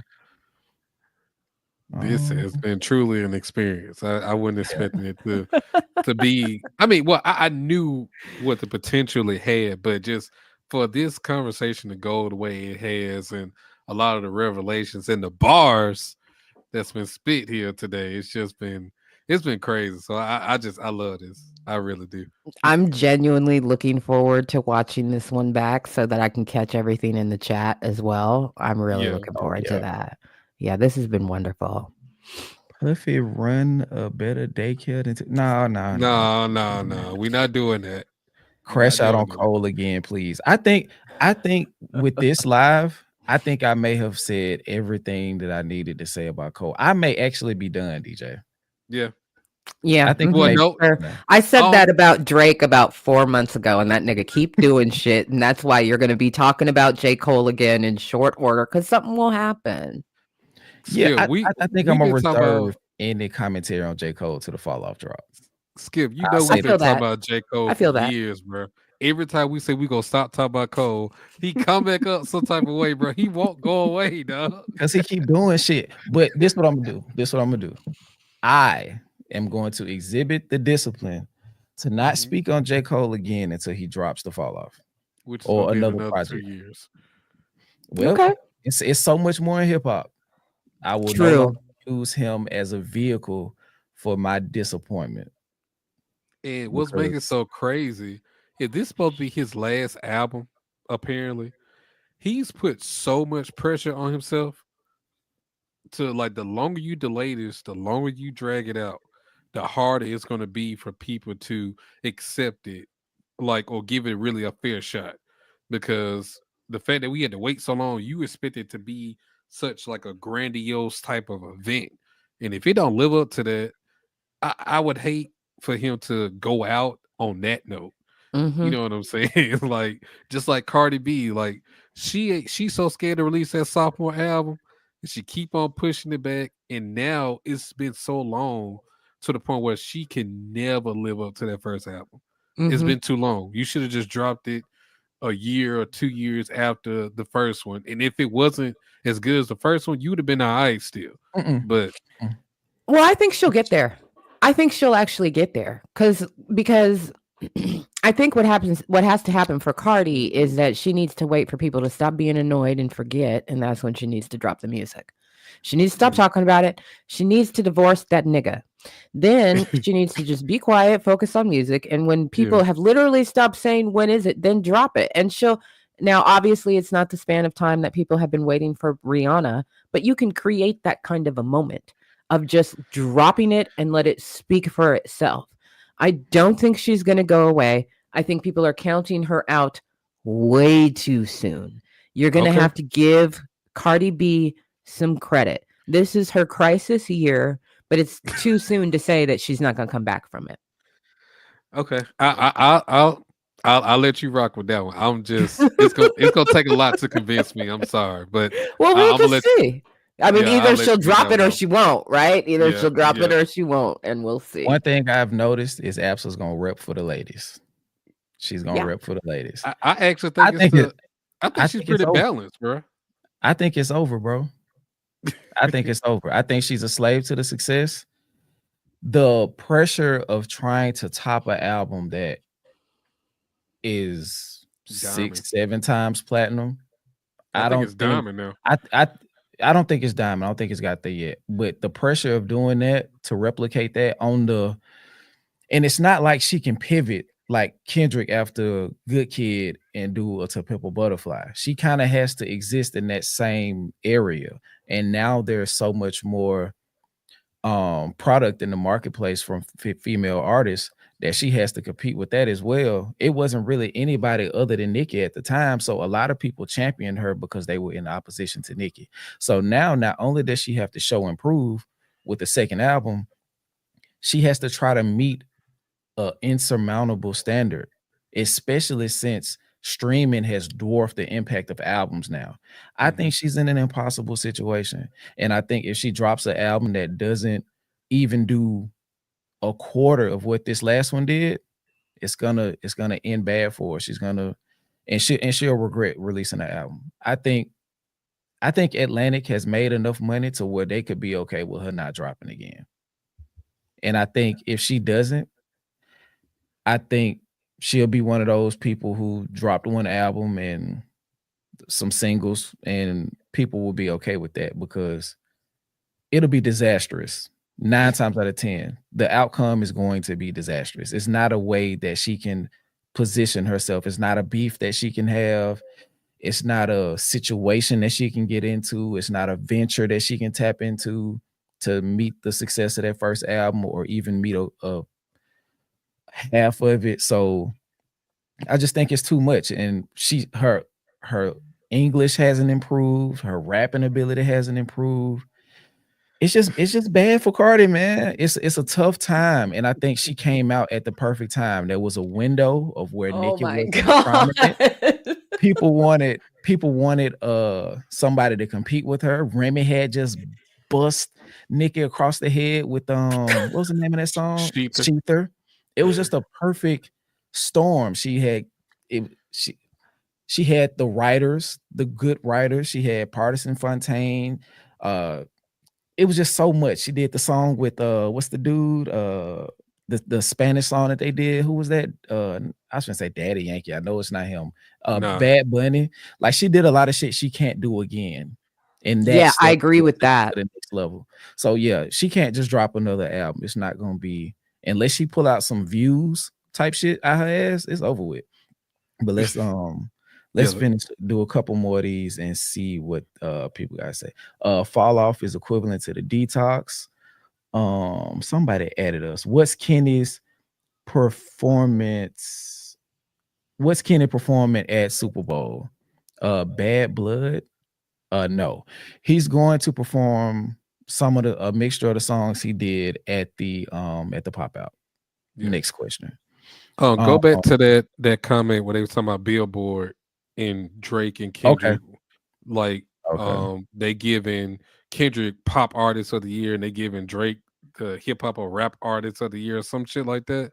When it should be Okay. the opposite. I Like, got you. And that goes into this comment that we got on stage. Shout out to Dante 1711. In terms of artistry, would you put Dot on the same musical tier as Stevie and Prince? I'm a Kendrick fan. No. no, yeah, No. Nah. They had so much more to fight with, and then Stevie was writing for Mike. Like I personally, and I just don't want to stay on this too long. Off the Wall was probably my favorite Michael Jackson album. Mm-hmm. And Stevie wrote songs on Off the Wall. So no. That's a different level. Like, Mm-hmm. I don't know what Kendrick would have to do. But like they literally encompass all facets of an actual artist. They Mm-hmm. write, they produce, they Mm-hmm. play all They type of play. instruments. Yep. Like, they compose, like They can do read music. they can read me. They do everything on a Mm-hmm. grand scale. Not Mm-hmm. saying that Kendrick can't or don't have the ability to do that, because I'm sure if he actually put in the work and the efforts, like, he probably could do that. But as far as what he's shown, he's more so on the technical writing side, and now he's really developing and just making songs for the masses now Mm-hmm. with lyrical content in it.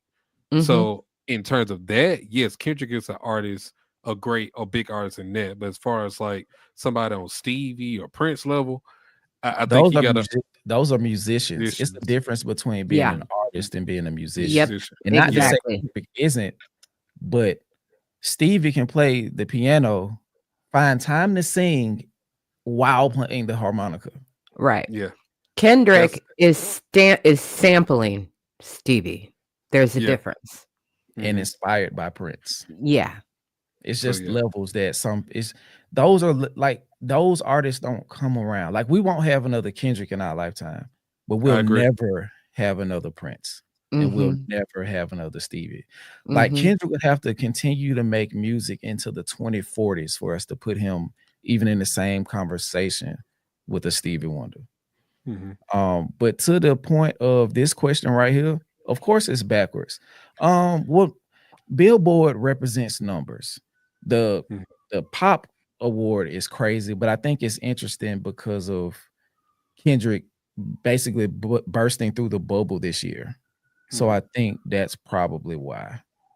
Because I don't think that they gave him the pop artist of the decade award, did they? Is it just this year? It's this year. Oh, that makes sense then. That makes sense. Because pop is short for popular music. So yeah. Both of those awards make sense to me. What you think, Epps? I think that Billboard is completely compromised, and they are Billboard is compromised, and they've made it their mission to glaze on Drake. And I think it's actually pretty harmful. And my evidence that I point to for this is Billboard was the first outlet to have either of Drake's legal petitions. If you go back and you look at the reporting today on that, every outlet's reporting is based on Billboard's reporting. Billboard's reporting came out at 7:00 in the morning, right after the shit was filed with the courts. It's the same reporter writing all of the stories about Drake's perspective, basically just quoting everything that's in Drake's filings. So the coverage is extremely favorable to Drake.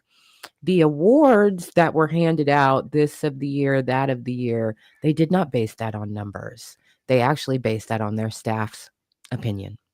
And that for me just doubles down on the fact that they're compromised and glazing, because if they would actually have the fucking nerve to look us in our faces and say, fuck the numbers, this is what our majority white staff thinks of who is in the lead here and who is in the lead over here. Oh, that same majority white staff who's getting exclusives from an artist who's suing everybody in the industry right now except for fucking Billboard, you must be joking.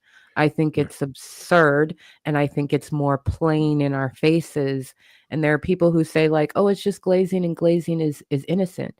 Not when you have the power of the pen and revisionist history. I think it is Mhm. problematic for Billboard to do that bait and switch in such a historical year when it's very clear what did happen and who dominated rap this year. For them Yeah. to pull that bait and switch and say, "Fuck the numbers, here's what our staff thinks." Fuck your staff, I don't care.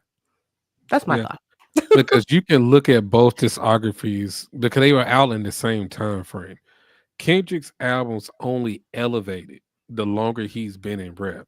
Drake's quality of music and albums, even though he has more volume, has declined with every release since Views. After Mhm. Views, it just went steadily down, down, down, down, down. There's no way you can tell me what an artist whose discography is on the decline is the artist of the decade unless you're talking about numbers.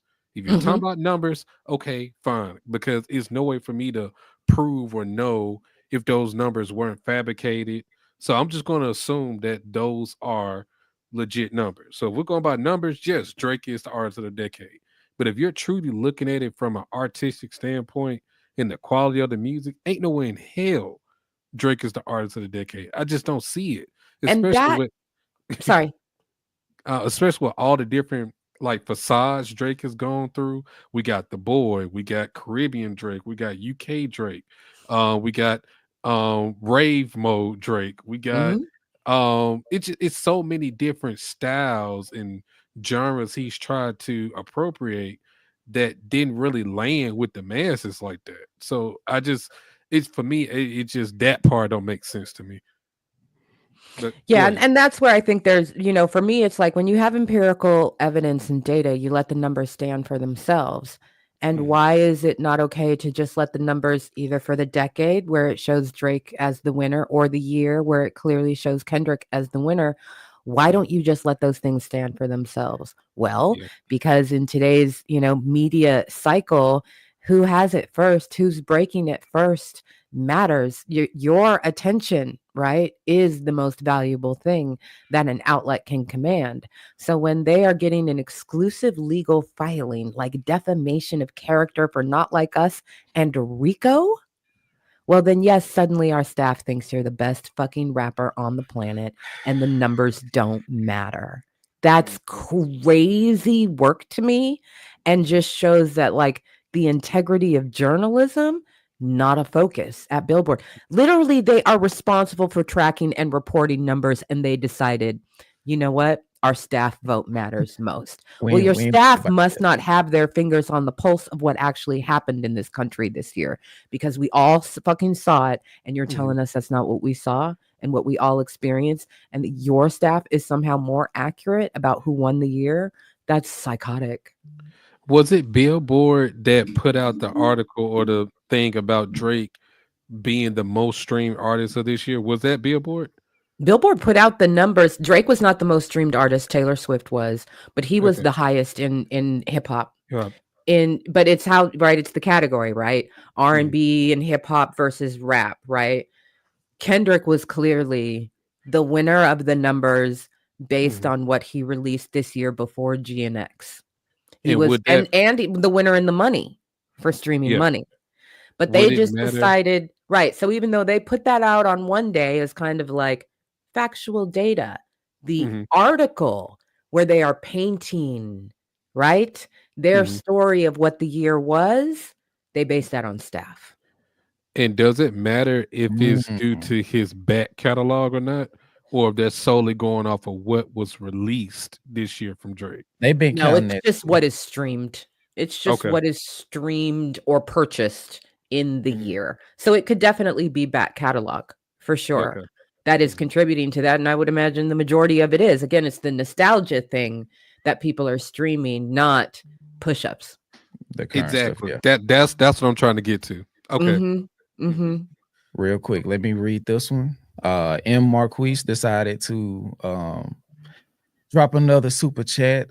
Shout out to him. Someone may have said this already, but I'll just echo that I believe music is the language of the divine. No, you're the first to say that.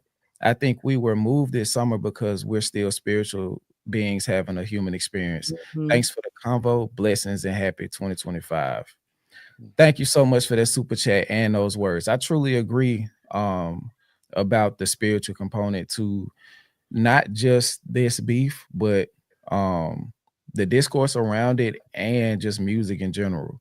Like even down to percussion being heartbeat and everything else being a function of the body. And that's why we perceive music in the way that we do. So I 100% agree. We'll do one more question and then we are out of here. Let's see. Like Damn. I, So I bunch don't of think them. we'll ever have a moment like this, like in hip hop ever again. Like I think this is the moment that everyone was waiting for. And that's why it got the coverage that it did. I think that we will. I think that we will, but it won't matter to our generation. Um okay. Yeah. This will happen again because the struggle will continue, right? These Mhm. things are unfortunately or fortunately, they're cyclical and they have a cycle to them. And Yeah. so even if in this iteration some things have permanently been killed off, Mhm. not all of it has been. So some of it is it's a round robin of generations, and it takes about 25 to 30 years for that artist to come up. And there are a lot of people who don't perceive that Tupac was that artist. If Yeah. you didn't know him and what he was really talking about, then he wasn't that artist for you. But he Yeah. was that artist for us who, Mhm. behind closed doors, was telling us, fight this shit, break down that fucking door, demand your meal. Mhm.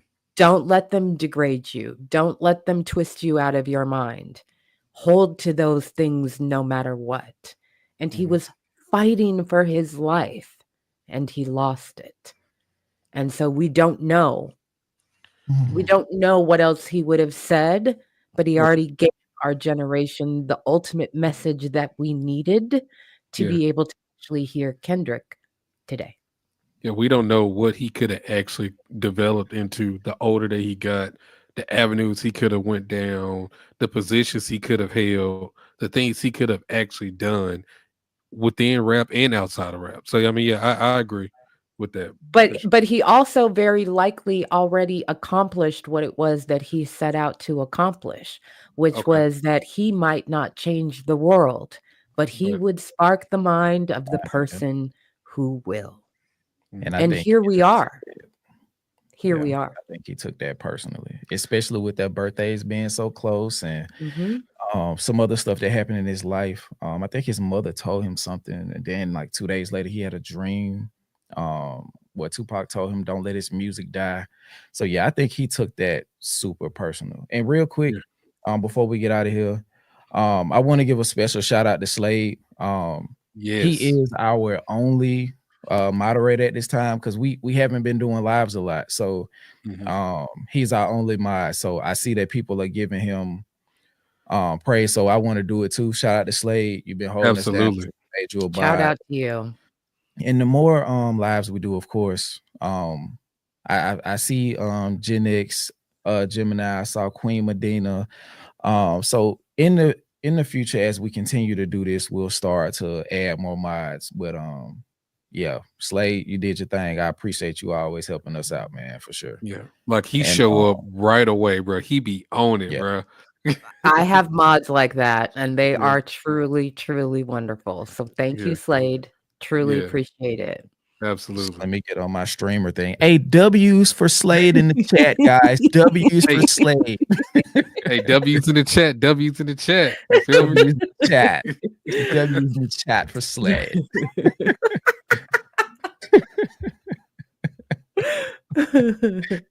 But to close out, man, is there anything that y'all want to say before we get out of here? Turn this TV off. Turn this TV off. Mm, And I'm gonna leave it there mm, mm. because 2025 will go crazy. Yeah. Yeah, absolutely. Yeah, I would say, where are you from? Not where I'm from. We We all all indigenous. indigenous. Mm. Yeah. All lies. I showed up, but Yes. ooh, shit. Okay, hey, we got to get out of here. I know. We got to get out of here. No, I would just say thank you for hosting. Thank Mhm. you for such a wonderful conversation. I know we've been here for a minute, but it has been rich. The chat has stayed with us.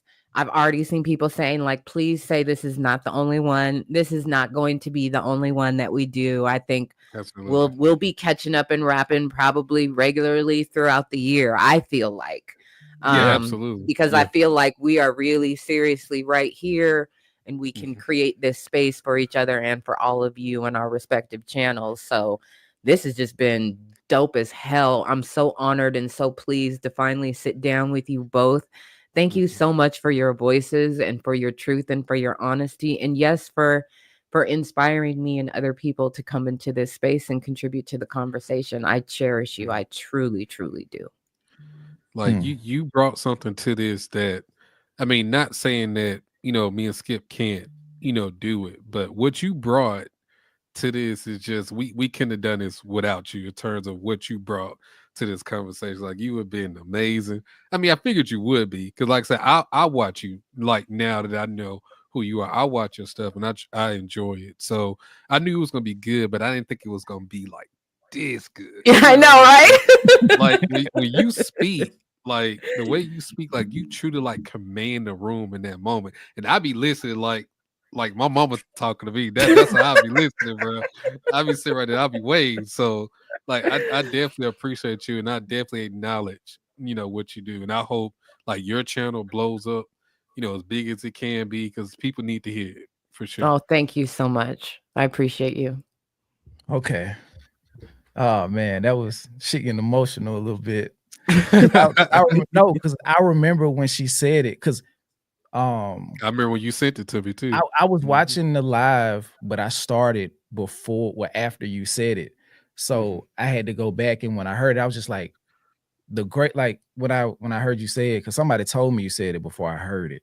So the greatest thing, like the greatest act in this world is to inspire. So like that just put another battery in my back, and I'm sure it did you too, DJ. Just Yeah. continue to do what we're doing and be our authentic selves. We've had a lot of revelations of um audience members saying stuff like that, but to hear from a fellow creator that Mhm. we did that for you, it's just like that shit better than a lot of Mhm. all of this other stuff. Like a random comment of like y'all did great, but like to just see the impact that you've been able to have in this space and all of that, and for you to see us as just people that you admire, regardless of anything else, is just important to us because it shows that we can have this type of discourse, that we can Yeah. continue to be our authentic selves,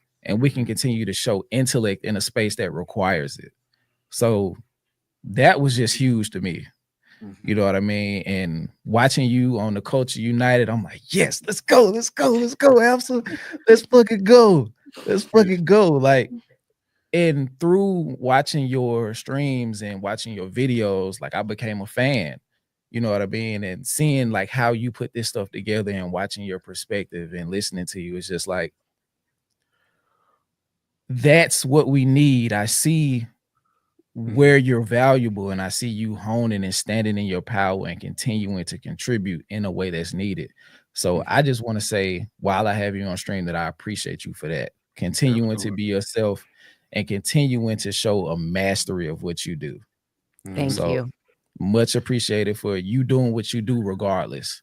And Thank an you. additional appreciation for you coming on and sharing your wisdom with us in this stream. So thank you. Thank you. Thank you.